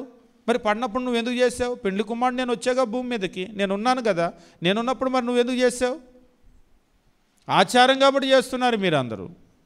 క్రీస్తు ప్రభు అడిగినటువంటి మాట ఏంటంటే, పెండ్లి కుమారుడు ఉన్నప్పుడు ఎవడైనా దుఃఖపడతాడా? మరి నేను ఉన్నాను కదా. మీకు అది అర్థం కాకపోగా వాళ్ళెందుకు చేయరని మళ్ళీ అడుగుతున్నారు. కాబట్టి క్రీస్తు ప్రభు అడుగుతూ, మీరు చేస్తున్నారంటే పారంపర్యంగా చేస్తున్నారంతే, అదొక ఆచారం అయిపోయింది కాబట్టి చేస్తున్నారంటే. కాబట్టి ఉపవాసాన్ని ఎప్పుడు ఆచారంగా అవలంబించకూడదు, అదొక ఆచారం. ఎందుకున్నారంటే ఏమో శుక్రవారం ఉండాలి కాబట్టి ఉపవాసం. మరి చాలా మతాల్లో ఉపవాసం ఉంటారంతే. ఎందుకు ఉండాలంటే ఉండాలంతే, శుక్రవారం కాబట్టి ఉండాలంతే. ఉపవాసం అనేటువంటిది ఒక ఆచారంగా అయితే ఖచ్చితంగా చేయకూడదు. మరి ఎందుకు చేయాలి? ఇంకొక ప్రత్యేకమైనటువంటి ఉద్దేశం ఉంది. ఉపవాసాన్ని గురించి తెలియజేసేటప్పుడు పెండ్లి కుమారుడు ఇక్కడ చెప్తూ ఉన్నాడు, పెండ్లి కుమారుడు వారి యొద్ద నుంచి కొనిపోబడు దినములు వచ్చునో అప్పుడు వారు ఉపవాసము చేయుదురు. ఆయన అంటున్నాడు, అప్పుడు దెన్ దే విల్ ఫాస్ట్. ఇక్కడ ఆంగ్లంలో కనుక మీరు గమనించినట్లయితే, they will fast, not would. Uncertain థింగ్ని గురించి చెప్పలేదు, దే విల్ ఫాస్ట్. విల్ అనేటువంటి మాటకు అర్థం ఏంటి? సర్టెనిటీ, అంటే ఖచ్చితంగా జరిగేటువంటి దాని గురించి మాట్లాడుతున్నాడు. Not they would fast, they will fast. వాళ్ళు ఖచ్చితంగా ఉపవాసం చేస్తారు. బట్ వెన్ పెండ్లి కుమారుడు తమ దగ్గర నుంచి కొనిపోబడేటువంటి దినాలు వస్తాయి, అప్పుడు వాళ్ళు ఉపవాసం చేస్తారు. ఇప్పుడు ఎందుకు చేయటం లేదు అంటే, పెండ్లి కుమారుడు తమతో కూడా ఉన్నాడు కాబట్టి చేయట్లేదు. మరి మీరు ఎందుకు చేస్తున్నారంటే, మీకు ఒక ఆచారం కాబట్టి చేస్తున్నారు. ఉపవాసం ఎందుకు అనేటువంటి అర్థమేదే లేదు, చేయాలి కాబట్టి చేస్తూ ఉంటారు, ఆచారం కాబట్టి చేస్తూ ఉంటారు.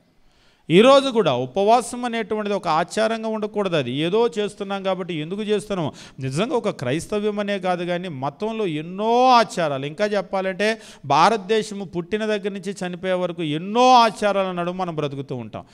ఏది ఎందుకు చేయాలో తెలియదు, అందులో మేలేంటో కీడేంటో తెలియదు, కానీ చేస్తూ ఉంటారు. ఇక అలా గనక మనం చెప్పుకుంటూ వెళ్తే అనేకమైనటువంటి ఆచారాలు ఉన్నాయి, వాటిని గురించి మనం ఏం మాట్లాడటం లేదు. కానీ ఉపవాసం అనేటువంటిది కూడా కొందరికి ఆచారంగా అయితే ఉపవాసం అనేటువంటిది మనం చేయకూడదు.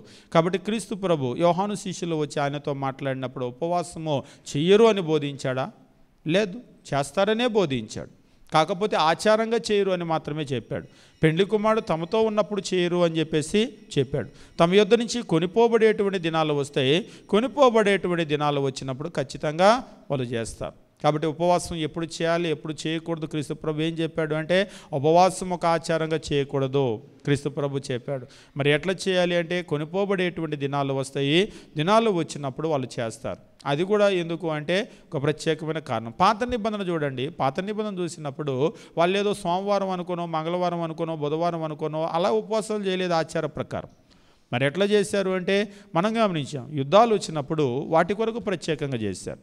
లేదంటే ఎవరైనా మరణించినప్పుడు, అనారోగ్యంతో ఉన్నప్పుడు, లేదంటే ఒక శాపవచనం ఏదైనా వచ్చినప్పుడు దేవుని దగ్గర వేడుకోవటానికి, లేదంటే మనము ఎజ్రా నెహెమ్యా గ్రంథాలు చదివినప్పుడు వాళ్ళ ఒక ప్రయాణానికి బయలుదేరినప్పుడు వారి ప్రొటెక్షన్ కొరకు, లేదంటే ఒక ఎస్తేరు గ్రంథం చదివినప్పుడు వాళ్ళ మీదకు వచ్చినటువంటి విపత్తును తప్పించుకోవడం కొరకు. అంటే ప్రతి ఉపవాస ప్రార్థన వెనకాల ఒక హేతు ఉంటుంది, కారణం ఉంటుంది.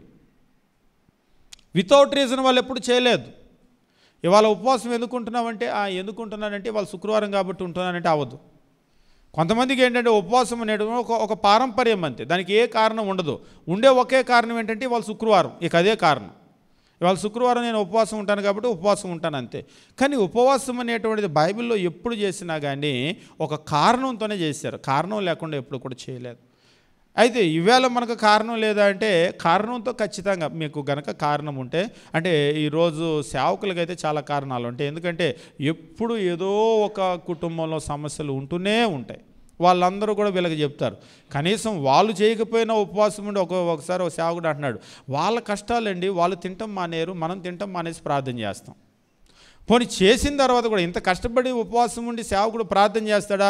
చేసిన తర్వాత కూడా మీరు మా కొరకు ఉపవాసం ఉండి ప్రార్థన చేశారు, వందనాలని, లేకపోతే దేవునికి కృతజ్ఞతలని చెప్పరు. మళ్ళీ ఏం చేస్తారంటే వాళ్ళ ఇష్టానికి బ్రతుకుతూ ఉంటారు. వాళ్ళకేమో అలా ఇష్టానికి బ్రతికేటప్పుడు, ఇప్పుడు మనము యోనా గ్రంథం గమనించాం, నినేవే పట్టణస్తులు ఇష్టానికి దుర్మార్గంగా భక్తిహీనులుగా బ్రతికారు. బతికినప్పుడు వాస్తవంగా ఏమైంది, అక్కడ దేవుడు ఒక నాశనాన్ని వాళ్ళకు ప్రకటించాడు. ఇంకా 40 దినముల్లో నినివే పట్టణం కూలిపోతుందని ప్రకటించినప్పుడు వాస్తవంగా వాళ్ళు ఏం చేశారంటే ఆ నాశనాన్ని తప్పించుకోవడానికి ఉపవాసం ఉన్నారు. కానీ ఇక్కడ నాశనం తప్పించుకోవడానికి వాళ్ళు ఉపవాసం ఉండరు, సేవకుడిని ఉపవాసం ఉండమంటారు. కొంతమంది అయితే నేరుగా వచ్చి, అయ్యా మీరు మా కొరకు ఉపవాసం ఉండి ప్రార్థన చేయాలని అడుగుతున్నారంట. అమ్మ నాకు బీపీ షుగరు ఉన్నాయి కదా అంటే, లేదు మీరు ప్రార్థన చేస్తేనే గట్టిగా ఉంటుంది అంటున్నారంట. ఆయన వాళ్ళతో చెప్పలేక, నేనే ఉంటానండి బీపీ షుగర్ పేషెంట్ని, వాళ్ళు నన్ను ఉండమంటున్నారు అంటే, మరి ఇంతకీ మీరేం చెప్పారంటే, ఏం చెప్తాము, నాకు బీపీ షుగర్ ఉందని రెండూ చెప్పాను, చెప్పినా కానీ అయినా మీరుంటేనే గట్టిగా ఉంటుంది అంటున్నారు. లేదమ్మా మీరు ఉండండి అంటే, మేము కూడా ఉంటాం మీరు కూడా ఉండండి అంటున్నారంట. ఇంకా వాళ్ళు మంచోళ్ళు కాబట్టి మేము ఉంటాం మీరు ఉండండి అన్నారు. అదే లేకపోతే మాకు ఉద్యోగం ఉందండి మేము ఉద్యోగానికి వెళ్తాం మీరు ఉండండి మా కొరకు అంటారు. నిజంగా కొంతమంది అలాగనే అడుగుతున్నారు. ఉపవాస ప్రార్థనలో వీళ్ళు ఉండరు, ఫోన్ చేసి మాకు పలానా ఇది ఉంది, మాకు పలానా ఇది ఉంది, కొంచెం మీరు ఉపవాస ప్రార్థనలో పెట్టండి అని అంటారు. మరి మీరు ఎక్కడ ఉంటారంటే, వాళ్ళు వాళ్ళ పనిలో ఉంటారు, వాళ్ళు వాళ్ళ ఉద్యోగంలో ఉంటారు. సేవకుడేమో ఇక్కడ ఇవన్నీ కూడా ఉపవాస ప్రార్థనలో పెడుతూ ఇక్కడ ఉంటాడు. కాబట్టి ఇక్కడ మనం గమనించవలసింది ఏంటంటే, ఉపవాస ప్రార్థన అనేటువంటిది ఒక ఆచారము, ఒక పారంపర్యము ఎంత మాత్రం కూడా కాకూడదు. ఇందాక చెప్పినట్టుగా సేవకులకైతే చాలా కారణాలు ఉన్నాయి. అంటే సేవకులు అలాగా చేయకూడదు అంటే చేస్తారు, చేయకూడదా కాదు వాళ్ళు చేస్తారు. కానీ మన కారణాలు ఉన్నప్పుడు మనం ఉపవాస ప్రార్థన ఖచ్చితంగా చేయాలి. ఎందుకంటే ఉపవాస ప్రార్థన చాలా శక్తివంతమైంది, దానికి రిజల్ట్ వెనువెంటనే వస్తుంది. క్రీస్తు ప్రభు కూడా రిజల్ట్ వస్తుంది అని చెప్పాడు. రహస్యం ముందు చూచుచున్నటువంటి తండ్రి ప్రతిఫలం ఇచ్చును, రివార్డ్ యూ ఓపెన్లీ, ఖచ్చితంగా దానికి ప్రతిఫలం ఉంటుంది అనేటువంటిది క్రీస్తు ప్రభు మనకి ఇచ్చినటువంటి మాట, అష్యూరెన్స్. కాబట్టి దానిలో సందేహం ఏం లేదు. ఉపవాస ప్రార్థనకి ప్రతిఫలం వస్తుందా అనేటువంటిది లేదు. ఎప్పుడు రాదు అంటే, ఒకవేళ మనకు యెషయా గ్రంథంలో మనం గమనించాం కదా, గతంలో యెషయా గ్రంథంలో గమనించినట్లుగా మనం భక్తిహీనులమై దుర్మార్గులమై గుద్దులాడుతూ అన్యాయం చేస్తూ ఎదుటి వాళ్ళని మనం ఇబ్బంది పెడుతూ అలాగ గనక ఉపవాసం ఉన్నట్లయితే అటువంటి ఉపవాసాలను నేను వినను అని చెప్పేసి దేవుడు అంటూ ఉన్నాడు. కాబట్టి జాలి కలిగి దయ కలిగి మనము ఉపవాసం కనుక ఉన్నట్లయితే, భక్తిగా ఉన్నట్లయితే అట్టి మొరను దేవుడు ఆలకించడానికి ఎల్లప్పుడూ కూడా సిద్ధంగా ఉన్నాడు. కాబట్టి ఉపవాస ప్రార్థన అనేటువంటిది, క్రీస్తు ప్రభు ఉపవాసం ఉండటం ద్వారా మనం కూడా ఉపవాసం ఉండాలని ఒక మాదిరిని చూపించాడు. ఆయన ఉండటం మాత్రమే కాదు, ఉపవాసాన్ని గురించి 6వ అధ్యాయంలో బోధించినప్పుడు ఆయన ఉపవాసం ఎలా ఉండాలో ఎలా ఉండకూడదో ఆయన బోధించాడు. అంటే దాని అర్థం ఏమిటి అంటే, ఉపవాసం ఉండమనే దాని అర్థం. ఒకవేళ ఉపవాసం ఉండాల్సిన అవసరమే లేకపోతే దాని గురించి బోధే అవసరం లేదు. అంతేకాదు ఉపవాసం ఉన్నప్పుడు ప్రతిఫలం ఉంటుంది, ప్రతిఫలం ఇస్తాడు అనేటువంటి విషయాన్ని క్రీస్తు ప్రభు చెప్పాడు. ఇంకా మనం గమనించినప్పుడు యోహాను శిష్యులు కూడా వచ్చి ఆయన నేరుగా ప్రశ్నించినప్పుడు ఉపవాసం అనేటువంటిది ఒక ఆచారంగా మనం అవలంబించకూడదు అనేటువంటి విషయాన్ని చెప్పాడు. మరి ఉపవాసం అనేటువంటిది ఇంతకీ చేయాలని చెప్పారా చేయరని చెప్పాడా అంటే, పెండ్లి కుమారుడు తమతో ఉన్నటువంటి దినాల్లో ఎవరు కూడా ఉపవాసం ఉండరు. కానీ పెండ్లి కుమారుడు తమను విడిచి వెళ్ళేటువంటి వారి యొద్ద నుంచి కొనిపోబడేటువంటి దినాలు వచ్చునో అప్పుడు వారు ఉపవాసము చేతురు. Yes they do. వాళ్ళు చేస్తారు. ఎప్పుడు అంటే ఇప్పుడు కాదు, కొనుక్కోబడే దినాలు వస్తాయి, అప్పుడు చేస్తారు. అవును, అప్పుడు చేస్తారని చెప్పాడు కదా, మరి చేశారా? ఒకసారి ఒక ఆయన అడిగాడు, అప్పుడు చేస్తారని అన్నాడు కదా, మరి చేశారా? అవును, ఖచ్చితంగా చేశారు. నువ్వు బైబిల్ కనుక చదివితే, క్రొత్త నిబంధన కనుక నువ్వు చదివితే, వాళ్ళు చేసినటువంటి ఉపవాస ప్రార్థన అనేకం నీకు కనబడతాయి, అనేకం కనబడుతూ ఉంటాయి. ఉపవాస ప్రార్థన అనేటువంటిది ఎందుకు శక్తివంతమైనది, ఎట్లా ఇది శక్తివంతమైనది అనేటువంటిది కనుక మనం గమనించినట్లయితే, ఇక్కడ ఉపవాస ప్రార్థన అంటే ప్రార్థన అనేటువంటిది ఎప్పుడైతే ఉపవాసంతో కలిసిందో అది చాలా చాలా శక్తివంతంగా మారుతూ ఉంటుంది. మత్తయి సువార్త 17వ అధ్యాయం మనం గమనించేటప్పుడు దేవుని వాక్యం ఈ రీతిగా చెప్తూ ఉంటాడు. మత్తయి సువార్త 17వ అధ్యాయము 14వ వచనం నుంచి ఒకసారి మీరు చూడండి. ఒకసారి నేను చదువుతూ ఉంటే కొన్ని రకాలైనటువంటి కెమికల్స్ కావచ్చు, లేకపోతే కొన్ని అవి విడివిడిగా ఉన్నప్పుడు అవి ఏమి పని చేయవు. ఉదాహరణకు మీరు ఎరాల్డెడ్ అని చెప్పేసి ఒక ఇది ఉంటుంది, కొంతమందికి బాగా తెలుసు. అంటే ఒక గమ్ లాంటి ఒక గమ్మీ సబ్స్టాన్స్ ఉంటుంది, గమ్ పదార్థం. అది ఆ ఎరాల్డెడ్లో ఏం చేస్తాడంటే, ఎరాల్డెడ్ కాదు ఎంసీలు కూడా మీరు చూసినప్పుడు 2 పదార్థాలు విడివిడిగా ఉంటాయి. ఆ రెండింటిని మీరు సంవత్సరం ఉంచితే కూడా అలాగనే ఉంటాయి, ఏమవ్వవు. ఆ రెంటిని కనుక కలిపారు అంటే కొన్ని నిమిషాల్లోనే అది రాయిలాగా మారిపోతుంది. ఒకసారి నేను చదివేటప్పుడు ఉత్తర కొరియా అధ్యక్షుడు కిమ్ ఆయన తన సహోదరులు అనబడేటువంటి అంటే తన బ్లడ్లో నుంచి వచ్చిన కొందరిని ఎలా చంపించాడో నిజంగా అవి చదువుతూ ఉంటే, ఒక ఎయిర్పోర్ట్లో దిగిన తర్వాత అలా వెళ్ళిపోతూ ఎవరో అలాగా ఒక నీడిల్ లాంటిది టచ్ చేసి వెళ్ళిపోయారు. అది వెళ్ళిపోయిన తర్వాత ఆ నీడిల్ టచ్ చేసినప్పుడు అందులో ఒక కెమికల్ ఉంటుంది, ఏం అవ్వదు. అది టచ్ చేసి వెళ్ళిపోయిన తర్వాత రెండో వాళ్ళు ఇంకొకరు వెళ్ళిపోతూ ఆయనకు ఇంకొక నీడిల్ టచ్ చేసి వెళ్ళిపోయారు. ఒకవేళ ఎయిర్పోర్ట్లో ఎవరైనా పట్టుకుంటే అది కనుక ఆ కెమికల్ చూసినట్లయితే అసలు దానివల్ల ప్రమాదం ఏమి ఉండదు, ఇద్దరిని విడివిడిగా పట్టుకుంటే.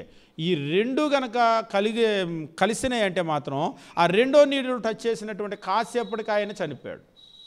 ఏంటి అంటే పాయిజన్. ఎట్లా పాయిజన్ అయింది అని చెప్పేసి అంటే ఎవరో ఒక లెక్కిచ్చింది కాదు. నిజంగా వీటిని కొన్నిటిని చూస్తూ ఉంటే అవి విడివిడిగా కనుక ఉన్నట్లయితే నాట్ ఎఫెక్టివ్. అది కూడా ఎఫెక్టివ్గా ఉండదు, ఇది ఎఫెక్టివ్గా ఉండదు, ఇంకా చెప్పాలంటే అసలు ఏమీ అవ్వదు. మీరు కొన్ని రకాలైనటువంటి ఆహార పదార్థాలు కూడా చెప్తూ ఉంటారు, దీనిలో అది కలపొద్దు, దానిలో ఇది కలపొద్దు అనేటువంటివి చెప్తూ ఉంటారు. మీరు ఎప్పుడైనా విన్నారా? ఆహార పదార్థాలు యూట్యూబ్లో చూసి ఏదేదో కలపొద్దు దయచేసి. ఇవాళ రేపు ఏంటంటే యూట్యూబ్ వాళ్ళు ఏది కలపమంటే అది కలుపుతారు. వాడు తలన్నోడా బుర్రలేనోడా చెప్పేవాళ్ళు అనేటువంటిది వినరు. ఇప్పుడు ఎవరైనా చెప్పేవాళ్ళు కనీసం వాళ్ళు ఎంత బుర్రున్నోళ్ళు అనేటువంటి చూడాలి కదా. ఇప్పుడు నిజంగా ఇండియాలో మనకు ఉండేటువంటి ట్రెడిషనల్ ఫుడ్ అంతా కూడా వాస్తవంగా పారంపర్యాచారంగా వస్తున్నప్పటికి కూడా అందులో చాలా సైన్స్ అనేటువంటిది ఉంటుంది.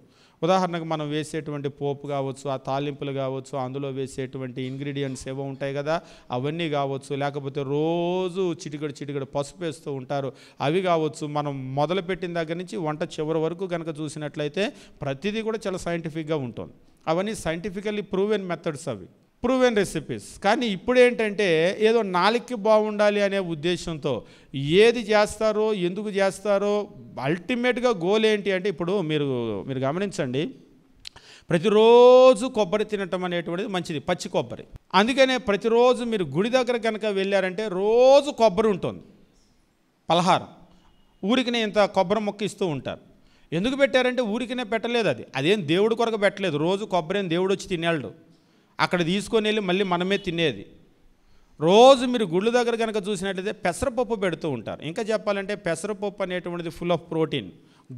కోడి గుడ్డులో ఉండేదానికంటే పెసరపప్పులో ఎక్కువ ప్రోటీన్ ఉంటుంది.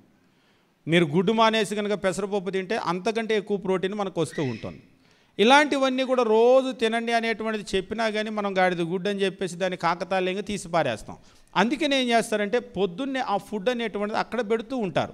అందుకని రోజు గుడికి వెళ్ళి దండం పెట్టుకుంటే ఏమొచ్చిందో తెలియదు, కానీ ఆ ప్రసాదం కనుక తింటే మనకు చాలా పౌష్టిక ఆహారం అది.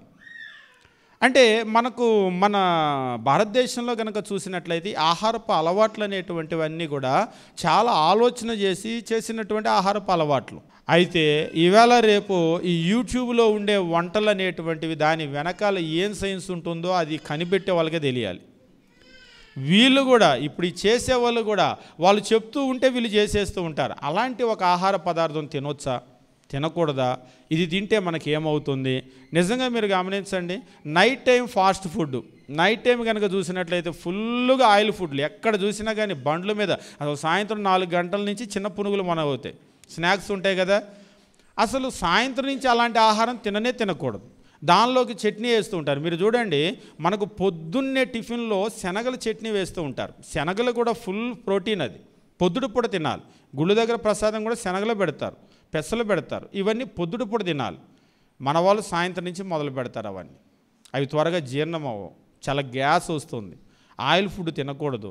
ఇంకా చెప్పాలంటే మీరు సాయంత్రం దగ్గర నుంచే ఫ్రైడ్ రైసులు, బిర్యానీలు వగైరా తిని చెడిపోయి చచ్చిపోయే ఆహారాలన్నీ సాయంత్రం నుంచే దొరుకుతాయి.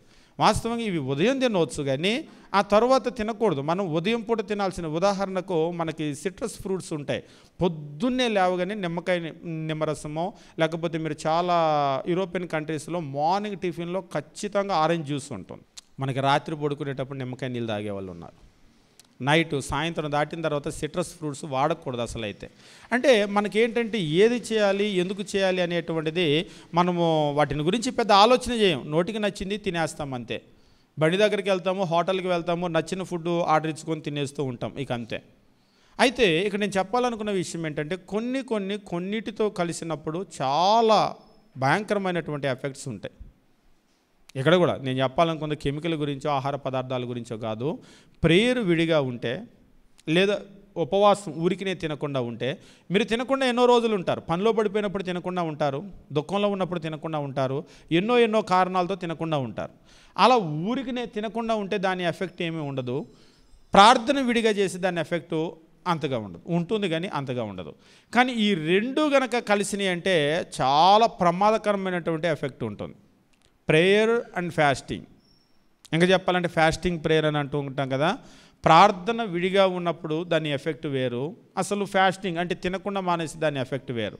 కానీ ఎప్పుడైతే ఈ ప్రేయర్ అనేటువంటిది ఫాస్టింగ్లో కలుస్తుందో దాని ఎఫెక్ట్ ఎట్లా ఉంటుందంటే, మత్తయి సువార్త 17వ అధ్యాయం మనం గమనించినప్పుడు దేవుని వాక్యం ఈ రీతిగా చెప్తూ ఉంటాడు. 14వ వచనం నుంచి, వారు జనసమూహం నొద్దకు వచ్చినప్పుడు ఒకడు ఆయన ఎదుకు వచ్చి ఆయన ఎదుట మోకాళ్ళుని, ప్రభువా నా కుమారుని కరుణించు, వాడు చాంద్ర రోగి అయి మికిలి బాధపడుచున్నాడు.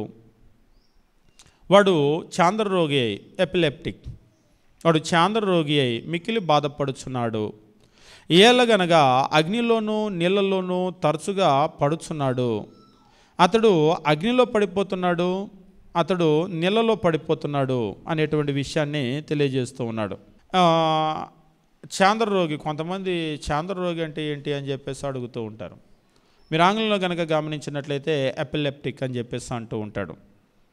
ఆయన అంటూ ఉన్నాడు, my son for he is an epileptic and suffers severely, మిక్కిలిగా బాధపడుతున్నాడు. అంటే సీరియస్ కేసు అన్నమాట. ఎపిలెప్టిక్ అనేటువంటిది అంటే చాంద్ర రోగి అనేటువంటిది హ్యూమన్ న్యూరలాజికల్ డిసీజ్, అంటే నరాలకు సంబంధించిన వ్యాధి అన్నమాట. ఈ నరాలకు సంబంధించిన వ్యాధులు ఉన్నప్పుడు హఠాత్తుగా పడిపోతారు. ఉదాహరణకు మీరు కనుక గమనించిన మూర్ఛ రోగము అని అంటూ ఉంటారు కదా. ఈ నరాలకు సంబంధించిన వ్యాధులు ఉన్నప్పుడు అలా పడిపోతూ ఉంటారు హఠాత్తుగా. ఈ చాంద్ర రోగి అనేటువంటిది హ్యూమన్ న్యూరలాజికల్ డిసీజ్. ఇది దీని గురించి మాట్లాడుతూ అతడు అంటూ ఉన్నాడు, నా కుమారుని కండిషన్ చెప్తూ మిక్కిలి బాధపడుతున్నాడు. సెవర్లీ డిసీజర్, విపరీతంగా చాలా సీరియస్ కేసు. ఎంత సీరియస్ కేసు అంటే మీరు ఎప్పుడైనా చూడండి, మూర్ఛ రోగం ఉన్నోళ్ళు నీళ్ళ దగ్గరికి, నిప్పు దగ్గరికి వెళ్ళకూడదు. ఎందుకు? దోసిడి నీళ్ళు, మీరు ఎప్పుడైనా నమ్ముతారా? ఒక దోసిడి నీళ్ళు ఒక మనిషిని చంపేస్తాయి. ఒక దోసిడి నీళ్ళు, ఉదాహరణకి రోడ్డు మీద ఒక దోసిడి నీళ్ళు, ఒక గుంట, చిన్న గుంట, ఒక దోసిడి నీళ్ళు ఆగినాయి. మూర్ఛ రోగం ఉన్న మనిషి ఇలా బోర్ల పడిపోయాడు, ముక్కు నోరు దోసిడి నీళ్ళలోకి వెళ్ళింది. మూర్ఛ రోగం వచ్చి అలా పడిపోయాడు. అలా పడిపోతే 1 నిమిషం తర్వాత ఆయనకు ప్రాణం ఉండదు.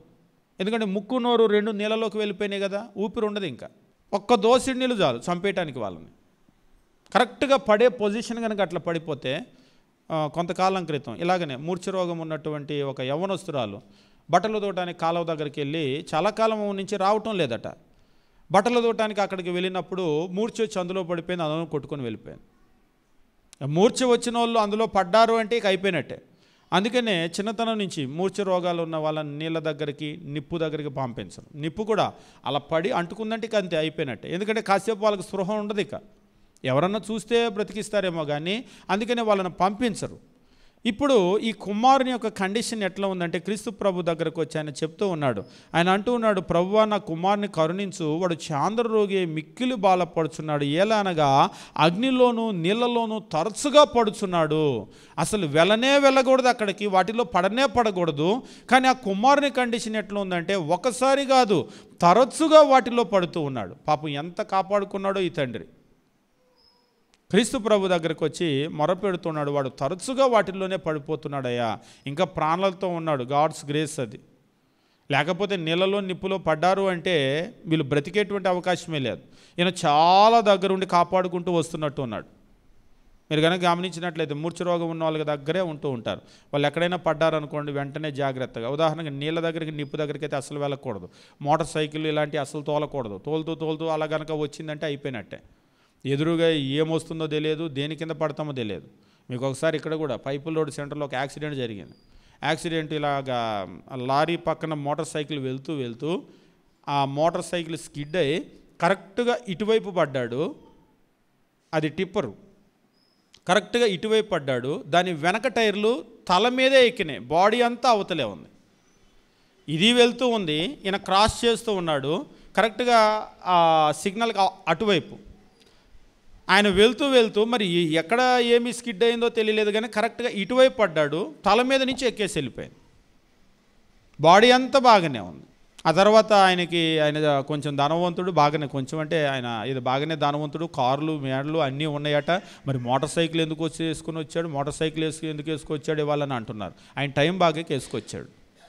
ఎందుకు వేసుకొచ్చాడంటే పాపం ఇక చూడండి అలాగా ఒక్క క్షణం అంతే, ఇక అంతే. హెల్మెట్ పెట్టుకోలేదు. నేను అప్పుడప్పుడు అందుకే చెప్తూ ఉంటాను హెల్మెట్ పెట్టుకోవాలని. అయితే ఇక్కడ మనం గమనించవలసిన విషయం ఏంటంటే, చనిపోవటానికి ఎంతో సమయం పట్టదు, ఒక్క క్షణం అట్లా చాలు. ఇక్కడ కూడా ఈ తండ్రి నీళ్ళలో నిప్పులో పడేటువంటి బిడ్డను దగ్గరుండి చాలా జాగ్రత్త కాపాడుకుంటూ ఉన్నాడు. అది మనకు అర్థమవుతుంది. ఎందుకంటే తరచుగా నీళ్ళల్లోనో అగ్నిలోనో పడుచున్నాడు అని చెప్పేసి అంటున్నాడు. ఏదో ఒకసారి 2 సార్లుగా జీవితంలో తరచుగా. అంటే పిల్లలు కదా, వెళ్ళొద్దంటే వినరు. పెద్దవాళ్ళు అయితే మనం చెప్పి ఆపొచ్చు. ఈ పిల్లల పరిస్థితి ఎట్లుంటుందంటే, నాయన నువ్వు నీళ్ళ దగ్గరికి వెళ్ళకూడదు, నీకు ఒంట్లో బాగోదంటే వాళ్ళకి అర్థం కాదు, వాళ్ళు వెళ్ళిపోతూనే ఉంటారు. ఇక వాళ్ళ వెనకాల ఏం పరిగెడుతూ ఉన్నాడు, తరచుగా నీళ్ళలోనూ అగ్నిలోనూ పడుచు ఉన్నాడు. 16వ వచనం, నీ శిష్యుల యొద్దకు వాడిని తీసుకుని వచ్చి తిని కానీ వారు వాడిని స్వస్థపరచలేకపోయిరని చెప్పాను. నీ శిష్యుల దగ్గరకు నేను తీసుకుని వచ్చాను, but they could not cure him. వాళ్ళ వల్ల కాలేదు. ఒకసారి మనం అంటాం చేత కాలేదు, వల్ల కాలేదని. నీ శిష్యుల దగ్గరికి తీసుకొని వచ్చాను, but they could not cure him. స్వస్థపరచలేకపోయారు. అయితే ఇక్కడ తెలియజేస్తూ ఉన్నాడు, మీరు గమనించినప్పుడు నీ శిష్యుల దగ్గరకు తీసుకుని వచ్చి తిని కానీ వారిని స్వస్థపరచలేకపోయారని చెప్పాను. అందుకు యేసు, విశ్వాసము లేని మూర్ఖతరము వారలారా, మీతో నేను ఎంతకాలం ఉందునో, ఎంతవరకు మిమ్మల్ని సహింతునో వానిని నా యొద్దకు తీసుకుని రండి అని చెప్పాను. ఎంతకాలం మీతో ఉంటానో. విశ్వాసము ఇక్కడ అంటున్నాడు, విశ్వాసము లేని మూర్ఖతరం వారలారా. ఇక్కడ 2 మాటలను మీరు చాలా బాగా గమనించాలి. అదేంటి అంటే, ఓ ఫెయిత్లెస్ అండ్ పవర్స్ జనరేషన్. విశ్వాసము లేని మూర్ఖులు. నేను ఎంత చెప్పినా మీకు అర్థం కావట్లేదు, వాడిని ఏమంటాం, మూర్ఖుడు. ఇప్పుడు శక్తి ఎందులో ఉంది అని నేర్పిస్తూ ఉన్నాం. నేర్పించిన తర్వాత కూడా మీకు అర్థం కాకపోతే ఇంకా రెండో మాట ఏంటంటే, మీరు నమ్మట్లేదు. విశ్వాసం లేనటువంటి వాళ్ళు. కరెంట్లో వేలు పెడితే షాక్ కొడుతుంది అంటే మీరు ఎవరన్నా నమ్ముతారా? ఎవ్వరు నమ్మరా? ఇక్కడ కరెంటు ప్లగ్ ఉంది, అందులో వేలు పెడితే షాక్ కొడుతుందని నేను చెప్పాను. మీరు ఎవరైనా నమ్ముతారా ఆ మాట? అందరూ నమ్ముతారా? అందరూ నమ్ముతాం కదా. అందుకే పొరపాటున అందులో వేలు పెట్టాం. కానీ పిల్లలు ఉంటారు, వాళ్ళు నమ్ముతారా? వాళ్ళకి మనం ఎంత చెప్పినా అర్థం కాదు, దానిలో వేలు పెడుతూ ఉంటారు. ఎందుకంటే అది వాళ్ళకి తెలియదు, వాళ్ళకి అర్థం కాలేదు. మనం ఒక్కసారి తిడతా ఉంటాం, మూర్ఖుల్లాగా ఉన్నాడు, ఎంత చెప్పినా అర్థం కావట్లేదు అని. ఇప్పుడు వీళ్ళ పరిస్థితి కూడా ఎట్లా ఉందంటే, క్రీస్తు ప్రభు ఒక విషయాన్ని గురించి వాళ్ళకి నేర్పించాడు, ఏమిటనేటువంటి తర్వాత చెప్తూ ఉన్నాడు. ఆ విషయాన్ని ఒకటి వాళ్ళు అర్థం చేసుకోలేదు, రెండోది దాన్ని నమ్మలేదు, విశ్వసించలేదు. అందుకనే క్రీస్తు ప్రభు వాళ్ళని గద్దిస్తూ ఉన్నాడు. ఏమని గద్దిస్తూ ఉన్నాడంటే, విశ్వాసం లేని మూర్ఖతరము వారలారా, మీతో నేను ఎంతకాలం ఉందును? నేనేమన్నా శాశ్వతంగా ఉండబోతానా? నేర్చుకోవాలి కదా మీరు ఈ విషయము. వాని నా యొద్దకు తీసుకుని రండి అని చెప్పిన అంతటి యేసు ఆ దయ్యమును గద్దింపగా అది వాడిని వదిలిపోయానో, ఆ గడియ నుండి ఆ చిన్నవాడు స్వస్థత నొందెనో. ఆ దయ్యము వాడిని వదిలిపోయాను అంటే లోపల ఉన్నటువంటి ఆ సివియర్ డిసీజ్ కలిగినటువంటి కారణం ఏమిటంటే ఒక దయ్యం పట్టింది. ఆ దయ్యం పట్టినప్పుడు ఇక్కడే కాదు, కొంతమంది అడుగుతూ ఉంటారు, అంటే దయ్యాలు పడితే ఎట్లా జరుగుతాయా అని. లోకస్ వార్తలో కూడా మీరు గమనించినప్పుడు ఒక స్త్రీ ఆయన దగ్గరకు వస్తుంది. ఆమె నడుము అలా వంగిపోయి ఉంటుంది. క్రీస్తు ప్రభు ఆ దయ్యాన్ని వదలుకొట్టిన తర్వాత ఆమె చక్కగా లేచి నిలబడగలుగుతుంది. అంటే ఇంతకాలము ఆ నడుము వంగిపోయిన దానికి కలిగినటువంటి కారణం ఏమిటి అంటే, ఆ దయ్యం బట్టి ఆమెను అట్లా చేసింది, ఆరోగ్యం పాడు చేసింది. ఇక్కడ కూడా చాంద్రరోగి అని చెప్పేసి అన్నాడు. న్యూరలాజికల్ డిసీజ్ అనేటువంటిది చాలా సివియర్గా ఉన్నటువంటి కండిషన్ అది. ఇక్కడ కూడా ఎప్పుడైతే దయ్యాన్ని వదలగొట్టాడో, వదలగొట్టిన తర్వాత ఆ బిడ్డ బాగా అయిపోయాడు. అంటే దయ్యం పడితే ఎట్లా అవుతుందా అనేటువంటి విషయం కొంతమంది అడుగుతూ ఉంటారు. దయ్యాలు ఇవాళ పడుతూ ఉంటాయా అనేటువంటివి అడుగుతూ ఉంటారు. ఇవాళ దయ్యాలు పట్టేటువంటి దానికి ఏ విధమైనటువంటి ఆస్కారం లేదు, క్రీస్తు ప్రభు దానికి అనుమతించలేదు. ఒకవేళ దయ్యాలు పట్టే అవకాశం కనుక ఉన్నట్లయితే మరలా వదలగొట్టేటువంటి అవకాశం కూడా ఖచ్చితంగా ఆయన ఇస్తాడు. సరే, మనం ముందుకు కనుక వెళ్ళినట్లయితే ఆయన చిన్నవాడిని బాగు చేశాడు. తర్వాత శిష్యులు ఏకాంతంగా యేసుని వద్దకు వచ్చి, మేమెందుకు చేత దాన్ని వెళ్ళగొట్టలేకపోతిమి అని అడిగారు. అయ్యా, మరి మేమెందుకు వెళ్ళగొట్టలేదు? నువ్వు భలే వెళ్ళగొట్టావు, మేమెందుకు దాన్ని వెళ్ళగొట్టలేకపోతే అని అడిగారు. అందుకు ఆయన, మీ అల్ప విశ్వాసము చేతనే మీకు ఆవగిందంత విశ్వాసం ఉండని ఎడల ఈ కొండను చూచి ఇక్కడ నుంచి అక్కడికి పొమ్మనగానే అది పోవును, మీకు అసాధ్యమైనది ఏది ఉండదని నిశ్చయముగా మీతో చెప్పుచున్నాను అని చెప్పేసి అన్నాడు. అయితే ఇక్కడ ఒక విషయాన్ని కనుక మీరు గమనించినట్లయితే, ఇది మార్కు సువార్తలో చాలా క్లియర్గా ఇస్తూ ఉంటాడు. మార్కు సువార్త 9వ అధ్యాయము 14 నుంచి 29 వచనాలు కనుక మీరు చూసినట్లయితే, మార్కు సువార్తలో ఇక్కడ మత్తయి క్రీస్తు ప్రభు చెప్పినటువంటి ఒక పాయింట్ని ఇక్కడ మత్తయి చెప్పలేదు, కానీ మార్కు సువార్తలో దాన్ని చాలా క్లియర్గా రాస్తూ ఉంటాడు. మార్కు సువార్త 9వ అధ్యాయం మనం గమనించినప్పుడు 14వ వచనం నుంచి 29వ వచనంలో సేమ్ ఇదే విషయాన్ని గురించి అక్కడ చెప్పడం జరిగినప్పుడు మార్కు ఇంకా కొన్ని విషయాలను ఇక్కడ చాలా క్లియర్గా రాస్తూ ఉంటాడు. రాసేటప్పుడు ఆయన చెప్పినటువంటి విషయం ఏమిటి అంటే, 14వ వచనం దగ్గర నుంచి మనం చూసినప్పుడు, వారు శిష్యుల యొద్దకు వచ్చి వారి చుట్టూ జనసమూహము కూడి ఉండుట, శాస్త్రులు వారితో తర్కించుట చూచెను. క్రీస్తు ప్రభు లేడా సందర్భంలో శిష్యులు ఉన్నారు. ఆ తండ్రి తన పిల్లవాడిని శిష్యుల దగ్గరికి తెచ్చాడు, బాగు చేయమన్నారు, బాగు చేయలేకపోయేసరికి ఏమవుతుందంటే ఒక తర్కం జరుగుతుంది. మొత్తానికి ఏదో ఒక ఆర్గ్యుమెంట్ జరుగుతుంది. ఆర్గ్యుమెంట్ జరిగేటప్పుడు ఇక్కడ చెప్తూ ఉన్నారు, ఏమంటూ ఉన్నాడంటే, శాస్త్రులు వారితో తర్కించి, ఈ శాస్త్రులు పరిసయ్యులు వీళ్ళ అపోనెంట్స్ ఉన్నారు కదా, వీళ్ళెప్పుడు కూడా చూస్తూనే ఉంటారు వీళ్ళు ఎప్పుడు దొరుకుతారా అని. శిష్యులు వదలగొట్టలేకపోతే అక్కడ ఒక తర్కం జరుగుతుంది. ఏం తర్కం అనేటువంటిది ఇక మీరు ఊహించుకోవచ్చు, దేని గురించి ఆర్గ్యుమెంట్ జరుగుతుంది అని. శిష్యులతోటి శాస్త్రులు, ఆ తండ్రి పిల్లవాడిని తెచ్చాడు కదా, వాళ్ళు ఎట్లా ఉందంటే ఇక్కడ చెప్తూ ఉన్నాడు, చుట్టూ బహు జనసమూహము కూడి ఉన్నారు. ఎక్కడైనా సరే గొడవ అంటే ఎట్లా ఉంటుంది పరిస్థితి? మీరు రోడ్డు మీద వెళ్తూ ఉంటే ఇద్దరు మనుషులు మాట్లాడుకుంటూ ఉన్నారు. మీరు వెళ్ళే మోటార్ సైకిల్ ఆపుతారా? ఆపరు. అదే మీరు చూస్తూ ఉంటేనే టక గుండీలు ఇప్పి రారా చూసుకుందాం అని అంటా ఉన్నాడు. ఈలోపు వాడు చొక్కా ఇప్పాడు. ఇప్పుడు మీరేం చేస్తారు? నాకు టైం అయిపోయింది నేను వెళ్తారా? పొరపాటున వెళ్ళరు.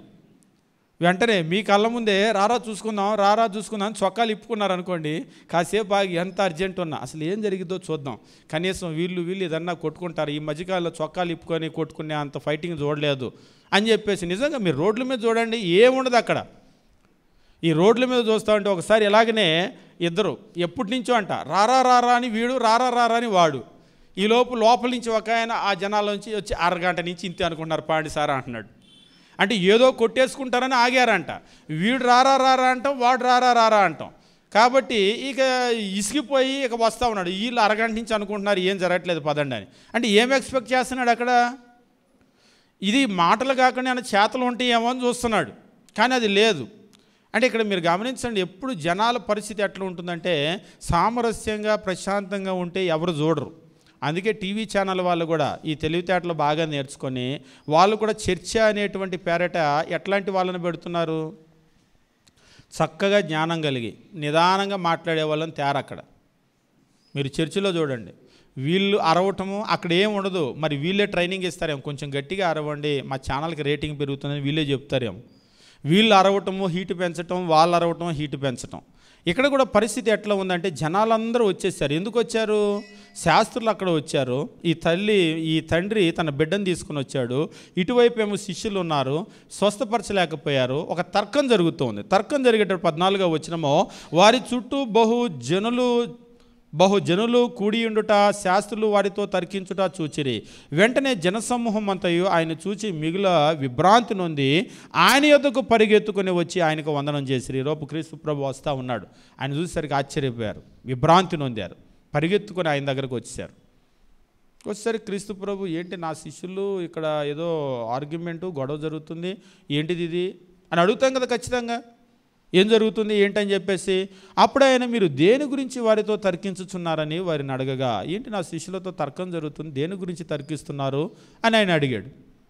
అని అడిగినప్పుడు జనసమూహంలో ఒకడు బోధకుడా, మూగదయం పట్టిన నా కుమారుని యొద్దకు తీసుకుని వచ్చి తిని, అది ఎక్కడ వాడిని పట్టినో అక్కడ వాడిని పడద్రోయునో అప్పుడు వాడు నురుగు కార్చుకొని పండ్లు కొరుక్కొని మూర్ఛిలును దాన్ని వెళ్ళగొట్టుడని నీ శిష్యులను అడిగి తిని, కానీ అది వారి చేత కాలేదని ఆయనతో చెప్పాను. మత్తయిలో ఇంత డీటెయిల్డ్గా ఇవ్వలేదు. తర్కం జరిగింది, తరువాత ఏంటిది ఇది అని చెప్పేసి ఆయన అడిగింది. అప్పుడు తండ్రి వచ్చి చెప్తూ ఉన్నాడు. కానీ ఇక్కడ ఇవ్వని ఒక డీటెయిల్ ఏంటంటే తరచుగా నీళ్ళలోనూ అగ్నిలోనూ పడుచున్నాడు. ఇక్కడ ఇవ్వలేదు. ఆయన ఆ డిసీజ్ కూడా ఎట్లా ఉంది అంటే, ఇందాకడే చెప్పాను కదా, చాంద్రరోగం అనేటువంటిది అది హ్యూమన్ న్యూరలాజికల్ డిసీజ్. అది నురుగు నోట్లో నుంచి వచ్చేస్తూ ఉంటుంది. నురుగెందుకు వస్తుంది అనేటువంటిది ఇప్పుడు అడగొద్దు. మీరు కరోనాలో చనిపోయినప్పుడు కూడా ఒక హింట్ మీకు ఇస్తాను. చాలామంది నురుగు కార్చుకొని చనిపోయారు కరోనాలో. ఎందుకు నురుగు కార్చుకొని చనిపోయారు అనేటువంటిది, దానికి దీనికైనా సంబంధం ఉందా అనేటువంటిది మీరు చదవండి. మీకు అధ్యయనము మీరు చేసినప్పుడు మీకు అర్థమవుతుంది. నురుగు కార్చుకోవటం అనేటువంటిది ఏ రోగానికి గుర్తు, ఒంట్లో ఉన్నటువంటి ఏ ఆర్గాన్స్ ఫంక్షన్ అనేటువంటిది ఆగిపోతుంది, నురుగు వస్తుంది అనేటువంటి దాన్ని బట్టి ఈయనంత సివియర్ కండిషన్లో ఉన్నాడో మీకు అర్థమవుతుంది. ఇప్పుడు ఆ తండ్రి చెప్తున్నాడు, ఏం జరుగుతుంది అని చెప్పేసాను. కానీ ఒక ఆయన ముందుకు వచ్చి, బోధకుడా, మూగదయం పట్టిన నా కుమారుని ఎదుగు తీసుకుని వచ్చి తిని, అది ఎక్కడ వాడిని పట్టునో అక్కడ వాడిని పడద్రోయినో అప్పుడు వాడు నురుగ కాచుకొని పండ్లు కొరుక్కొని మూర్ఛిల్లును. మాథ్యూలో అన్నాడు చాంద్రరోగము, మూర్ఛిల్లును. ఇక్కడ అన్నాడు మూర్ఛ రోగం, మూర్ఛిల్లుతూ ఉన్నాడు. అయితే ఇక్కడ ఆయన చెప్పినటువంటి విషయం ఏమిటి అంటే, దాన్ని వెళ్ళగొట్టుడని నీ శిష్యుని అడుగుతున్నా కానీ అది వారి చేత కాలేదు. వెళ్ళగొట్టమని నా బిడ్డను తెచ్చాను, వాళ్ళ వల్ల కాలేదయ్యా అని అన్నాడు. అందుకని విశ్వాసం లేని తరములారా, నేను ఎంతకాలం మీతో ఉందునో, ఎంతవరకు మిమ్మల్ని సహింతునో వాడిని నా ఎద్దుకు తీసుకొని రండి అని చెప్పగా వారు ఆయన ఎద్దుకు వాడిని తీసుకుని వచ్చి తిరిగి నా దగ్గర తీసుకొని రండి ఆ బిడ్డను అని చెప్పేసి అంటే తెచ్చారు. తెచ్చినప్పుడు ఆయన చూశాడు. ఆయన చూసినప్పుడు అంటూ ఉన్నాడు, ఏమన్నాడంటే, వారు ఆయన ఎద్దుకు తీసుకుని వచ్చి దయ్యం ఆయన చూడగానే వాడిని విలవిల్లాడించిన గనుక వాడు నేలను పడి నురుగు కార్చుకొనుచు పొర్లుచూ ఉండెనో. ఎప్పుడైతే క్రీస్తు ప్రభు దగ్గరికి తెచ్చారో దయ్యం విలవిల్లాడించడం మొదలుపెట్టింది. ఆ బిడ్డ కింద పడిపోయాడు. కింద పడిపోయి ఇక్కడ అంటూ ఉన్నాడు, నేలన పడి నురుగు కార్చుకొనుచు పొర్లాడుచూ ఉండెనో. పొర్లుతూ ఉన్నాడు, నురుగు కార్చుకుంటూ ఉన్నాడు. దాదాపు ప్రాణం పోయినంత పని అయిపోయింది. అప్పుడే ఆయన, ఇది వీనికి సంభవించి ఎంతకాలం అయింది అని చెప్పేసి అన్నాడు. క్రీస్తుప్రభు అడిగాడు, ఎంతకాలం నుంచి ఇట్లా జరుగుతుంది అంటే, వాని తండ్రి అడగగా, బాల్యము నుండియే అది వాని నాశనము చేయవలని తరచుగా అగ్నిలోనూ నీళ్ళలోనూ పడద్రోయిచున్నది. అయ్యా, చిన్నప్పటి నుంచే జరుగుతుంది. అంటే ఇదేమి ఇప్పుడు వచ్చినటువంటిది కాదు, చిన్నతనం నుంచి ఈ ప్రయత్నం జరుగుతూనే ఉంది. ఏమైనా నీ వలనైతే మా మీద కనికరపడి మాకు సహాయం చేయని అన్నాడు క్రీస్తుప్రభు. నీ వల్ల ఏదన్నా అయితే మా మీద కనికరపడయ్యా, సహాయం చేయ అన్నాడు. అందుకు యేసు, నమ్ముట నీ వలన అయితే నమ్మువానికి సమస్తము సాధ్యమే. నా వలన అవటం కాదు, నమ్మటం నీ వలన అయితే నమ్మువానికి సమస్తము సాధ్యమే అని చెప్పి వెంటనే ఆ చిన్నవాని తండ్రి, నమ్ముచున్నాను, నాకు అపనమ్మిక ఉండకుండా సహాయం చేయని బిగ్గరగా చెప్పాను. చాలా తెలివిగల ఆయన. నమ్మటం నీ వల్ల అంటే, అయ్యా ఆ నమ్మకం కూడా నువ్వే ఇవ్వయ్యా అన్నాడు. ఆయన మీద భారం వేసుకోకుండా, అపనమ్మిక లేకుండా నమ్మిక ఉండునట్లు నాకు సహాయం చేయి అని చెప్పేసి, ఆ సాయం కూడా నువ్వే చేసి పుణ్యం కట్టుకోయా అని చెప్పేసి అన్నాడు. మరి నువ్వు నమ్మకం కావాలంటున్నావు కదా, ఆ నమ్మకం కూడా నువ్వే అని చెప్పేసి అడిగాడు. 25వ వచనము, జనులు గుంపులు గుడి తన యొద్దకు పరిగెత్తుకొని వచ్చుట. ఇక్కడ చూడండి, ఇందాక చెప్పా కదా, చొక్కాలు ఇప్పుకొని రారా రారా అన్నారంటే కొంచెం పరిగెత్తుకొని దగ్గరికి వెళ్తారు, ఏం జరిగిపోయిద్దో ఈ లోపు అన్నట్టుగా. ఇక్కడ క్రీస్తు ప్రభు వచ్చాడు, ఇందాక నుంచి ఆర్గ్యుమెంట్ జరుగుతుంది, తేడి నా దగ్గరకని అన్నాడు, ఈ లోపేమో కింద పొర్లుతూ ఉన్నాడు, నురుగు కార్చుకుంటూ ఉన్నాడు, చుట్టుపక్కల ఉన్న వాళ్ళు పరిగెత్తుకొని వస్తున్నారు, ఏం జరుగుతుంది అనేటువంటి విషయాన్ని. పరిగెత్తుకొని వచ్చుట చూచి, మూగవైన చెవిటి దయ్యమా వాని వదిలిపోమ్మో, ఇక వానిలో ప్రవేశింపవద్దని నీకు ఆజ్ఞాపించుచున్నానని చెప్పి ఆ అపవిత్రాత్మను గద్దించెను. మూగవైన చెవిటి దయ్యమా, దయ్యము మూగదయ్యం, చెవిటి దయ్యం. ఈ దయ్యానికి 2 విషయాలు ఇక్కడ చెప్తూ ఉన్నాడు. అంటే కొందరు అడుగుతారు, అంటే దయ్యాల్లో కూడా మూగవి ఉంటాయా అని, దయ్యాల్లో కూడా చెవిటి ఉంటాయా అని. ఇక్కడ అదే చెప్తున్నాడు. ఒకవేళ మీరు డీమనాలజీ అంటే ఆత్మల గురించి కనుక అధ్యయనం చేసేటువంటి ఒక అధ్యయనం ఉంటుంది, చాలా ఆసక్తిగా ఉంటుంది, చాలా ఇంట్రెస్టింగ్ సబ్జెక్టు. ఒకవేళ డీమనాలజీ కనుక మీరు స్టడీ చేస్తే అసలు డీమన్స్ ఏంటి, స్పిరిట్స్ ఏంటి, వాటి బిహేవియర్ ఎట్లా ఉంటుంది, అవి అసలు ఏం చేస్తాయి, ఏమి చేయలేవు అనేటువంటి విషయాలన్నీ కూడా అందులో ఉంటాయి.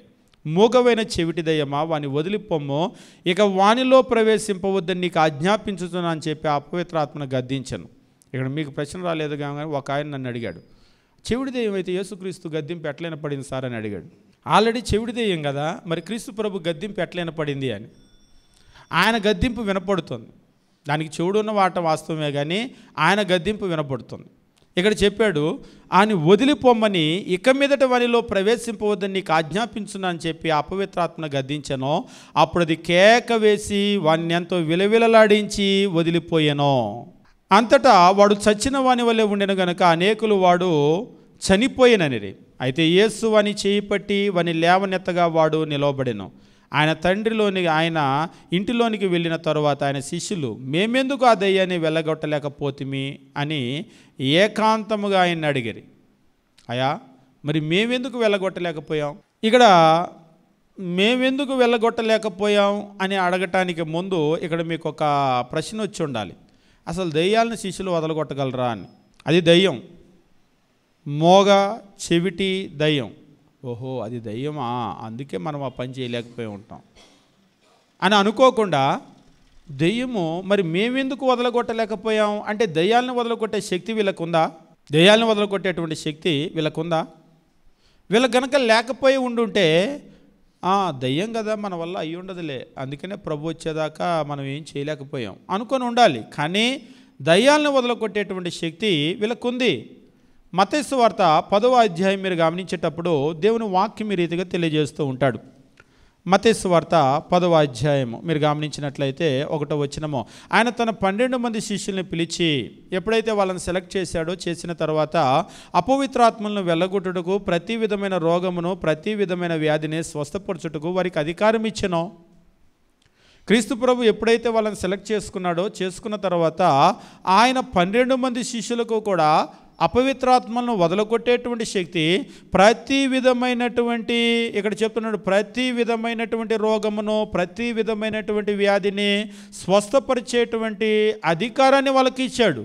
అంటే వాళ్ళు దయ్యాలు వదలగొట్టగలరు, ప్రతి విధమైనటువంటి వ్యాధిని స్వస్థపరచగలరు. వాళ్ళని సువార్తకు పంపించినప్పుడు కూడా అనేక గ్రామాల్లో అనేక దయ్యాలను వదలగొట్టి వచ్చారు. వాళ్ళు రావటం మాత్రమే చెప్పారు, నీ నామమున దయ్యములు కూడా వదిలిపోతున్నాయని చెప్పేసి అన్నారు. మరి ఈ దయ్యం మేము ఎందుకు వదలగొట్టలేకపోయాం? ప్రశ్న ఏంటంటే, దయ్యమని తెలుసు కానీ మరి దయ్యాలను వదలగొట్టే శక్తి మాకు ఇచ్చావు కదా, చాలా దయ్యాలు వదిలిపోతున్నాయి కదా, ప్రతి విధమైన రోగాన్ని బాగు చేయడానికి మాకు అధికారం ఇచ్చావు కదా, అన్నీ చేయగలుగుతున్నాం కదా, మరి ఇదెందుకు చేయలేకపోయామని అడిగినప్పుడు ఆయన 29వ వచనము, అందుకు ఆయన ప్రార్థన వలననే కానీ మరి దేని వలనైనా ఈ విధమైనది వదిలిపోవట అసాధ్యమని వారితో చెప్పాను. వాస్తవంగా ఇక్కడ మీరు గమనించినప్పుడు ప్రార్థన వలననే కానీ అని చెప్పేసి అన్నాడు కదా, అక్కడ 2 అని చెప్పేసి ఒక అంకె వేశాడు. గమనించండి, 2 అని చెప్పేసి ఒక అంకె వేశాడు. అంకె వేసి అక్కడ చెప్పినటువంటి విషయము మీరు కనుక గమనించినట్లయితే 2 అనేటువంటిది ప్రార్థన మాత్రమే కాదు, ఉపవాస ప్రార్థన గురించి మాట్లాడుతున్నాడు. మనకు తెలుగులో అయితే కింద ఇచ్చాడు, కానీ మూల భాషలో అది వచనంలో ఉన్నటువంటి మాటే. మీరు ఆంగ్లంలో కూడా గమనించినప్పుడు he said to them this kind can not come out by nothing but prayer and fasting. ఇంగ్లీష్లో అయితే నేరుగా అది వచనంలో ఇచ్చేసాడు, మూల భాషలో ఉన్నది. He said, Jesus said to them this kind can come out by nothing but prayer and fasting. ఉపవాస ప్రార్థన వలననే కానీ ఇలాంటిది మరి దేని వలన కూడా లొంగదు. మీరు వదలగొట్టిన మిగిలిన దెయ్యాలు లాంటిది కాదు, ఇది మొండి దెయ్యం. ఇలాంటిది వదలాలి అంటే ఉపవాస ప్రార్థనకి తప్ప మరి దేనికి లొంగదు. అంటే ఉపవాస ప్రార్థనకి ఒక ప్రత్యేకమైనటువంటి శక్తి ఉందా అంటే ద ఆన్సర్ ఈజ్ ఎస్, అవును. కాబట్టి అక్కడ ఉపవాస ప్రార్థన యొక్క ఆవశ్యకతను వాళ్ళకి చెప్తున్నాడు. ఇలాంటిది లొంగాలి అంటే మరి మాకెందుకు లొంగలేదు అంటే, మరి మీరు ఉపవాసం చేయట్లేదుగా, పెండ్లి కుమారుడు మీతో కూడా ఉన్నాడని ఉపవాసం చేయటం లేదు, కాబట్టి ఇది మీ వల్ల కాలేదు. కాబట్టి ఉపవాస ప్రార్థనకు ఒక ప్రత్యేకమైన శక్తి ఉంది అనేటువంటిది క్రీస్తు ప్రభు బోధించాడంటే అవును బోధించాడు. శిష్యులు అడిగారు, సాక్షాత్తు వాళ్ళే అడిగారు, ఇది మా వల్ల ఎందుకు కాలేదు, మరి నీ వల్ల అయింది కదా, మా వల్ల ఎందుకు కాలేదు.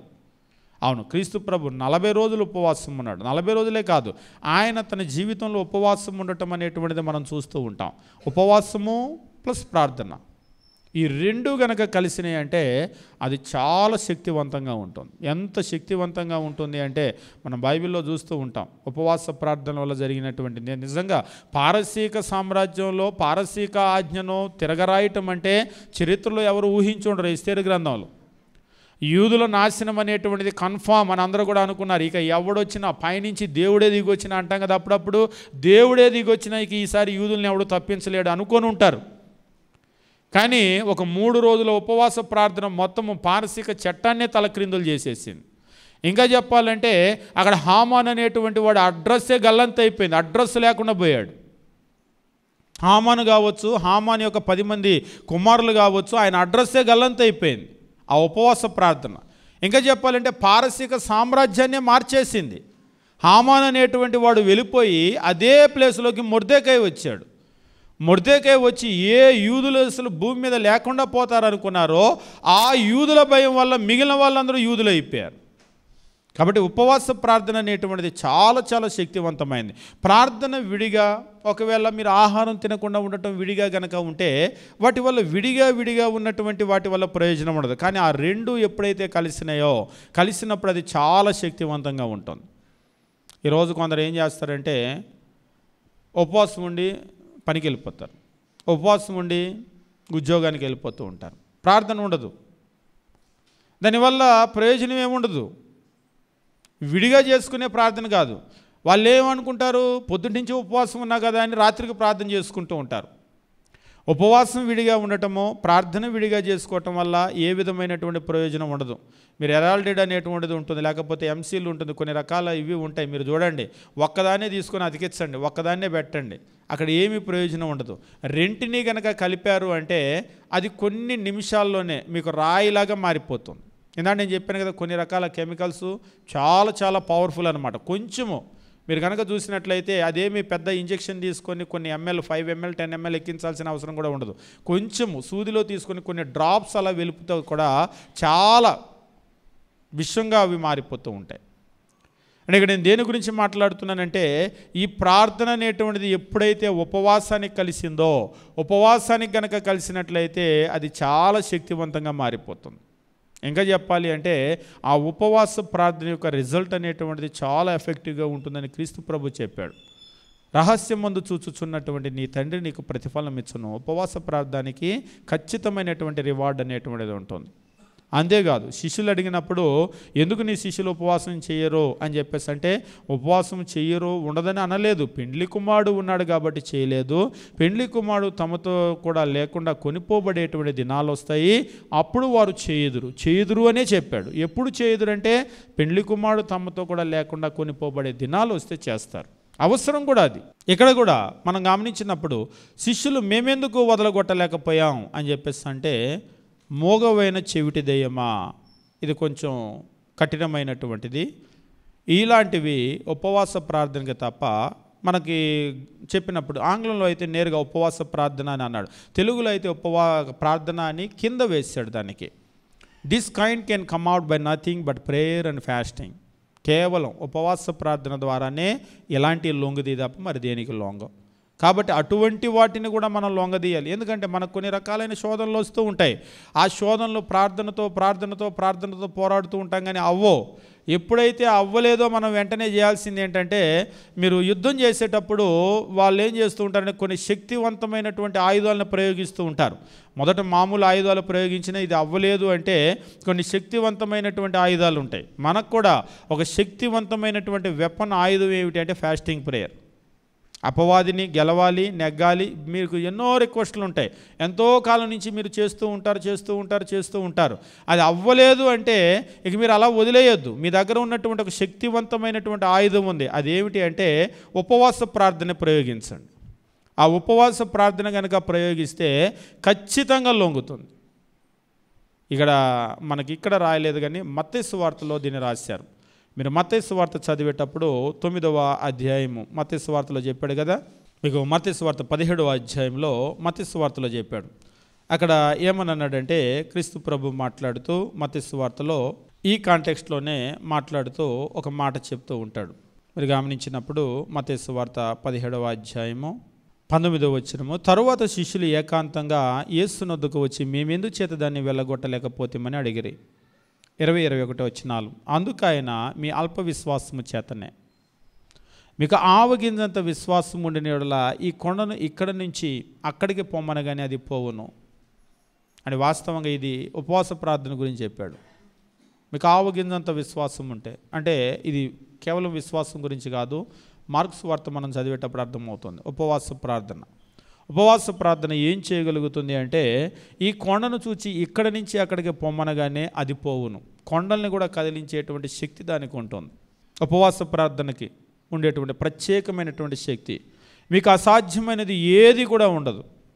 అంటే ఉపవాస ప్రార్థన ఏం చేయగలుగుతుందంటే ఇదిగో అండి ఇది మాత్రం మా వల్ల కాలేదు అనేటువంటిది ఏది కూడా దానికి ఉండదు. ఇంకా చెప్పాలి అంటే ఈ లోకంలో అది జయించలేనటువంటిది ఏది కూడా ఉండదు. అంత శక్తివంతమైనటువంటి వెపన్ అది. మీరు దేని మీదైనా ప్రయోగించండి, అది ఖచ్చితంగా కార్యాన్ని సఫలం చేస్తుంది.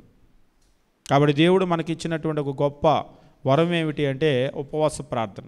ఇక దాన్ని ఉపయోగించుకుంటామా ఉపయోగించుకోలేకపోమా అనేటువంటిది మన చేతిలో ఉంటుంది. కొంతమంది నాకు తినకపోతే కళ్ళు తిరుగుతాయి బ్రదర్ అంటారు. ఇక అది వాళ్ళ ఇష్టం. నేను భోజనం చేయకుండా ఉండలేను, నేను భోజనం చేసి ప్రార్థన చేసుకుంటాలే అని అంటారు. ఇక అది వాళ్ళ ఇష్టం. కానీ మనకు ఉపవాస ప్రార్థన కనుక మనం చేయగలిగితే మనం ఏవైతే ఇంపాసిబుల్ అని అనుకుంటామో మనము వాటన్నింటినీ కూడా పాసిబుల్గా మార్చుకోవచ్చు. ఇక్కడ అదే చెప్తున్నాడు. ఏమంటున్నాడంటే అసాధ్యమైనది, మీకు అసాధ్యమైనది ఏది ఉండదని నిశ్చయముగా మీతో చెప్పుచున్నాను. మీకు అసాధ్యమైనది ఏది ఉండదు, ఇది నా వల్ల కాలేదు అనేటువంటిది ఉండదు అని నిశ్చయముగా మీతో చెప్పుచున్నాను. ఖచ్చితంగా క్రీస్తు ప్రభు చెప్తున్నాడు, ఖచ్చితంగా నేను చెప్పగలను. ఉపవాస ప్రార్థన ప్రయోగించండి, మీకు అసాధ్యమైనది ఏమి కూడా ఉండదు. కాబట్టి ఉపవాస ప్రార్థన అనేటువంటిది క్రొత్త నిబంధనలో ఉందా అంటే ఎస్, అవును ఉంది. సాక్షాత్తు క్రీస్తు ప్రభు దాన్ని చేశాడు. ఆయన చేయటం మాత్రమే కాదు, ఉపవాస ప్రార్థన ఎలా చేయాలో ఎలా చేయకూడదో ఆయన బోధ కూడా చేశాడు. అది ఒక నీతి కార్యం అని చెప్పేసి అంటున్నారు. ఖచ్చితంగా చేసి తీరవలసిందే, దానికి రిజల్ట్ ఉంటుందని కూడా ఆయన చెప్పాడు. రహస్యం ముందు చూచుచున్న నీ తండ్రి నీకు ప్రతిఫలం ఇచ్చునో, నీకు ప్రతిఫలం ఉంటుంది అనేటువంటిది కూడా ఆయన చెప్పాడు. అంతేకాదు యోహాను శిష్యులు వచ్చి ఆయన అడిగినప్పుడు ఉపవాసము చెయ్యరు అని ఆయన అడిగినప్పుడు పెండ్లి కుమారుడు తమతో ఉన్నాడు కాబట్టి చేయటం లేదు, తమ యుద్ధ నుంచి కొనిపోబడేటువంటి దినాలు వస్తే అప్పుడు చేస్తారని కూడా చెప్పాడు. కాబట్టి ఉపవాసం చేస్తారు, వాళ్ళు కూడా చేస్తారు.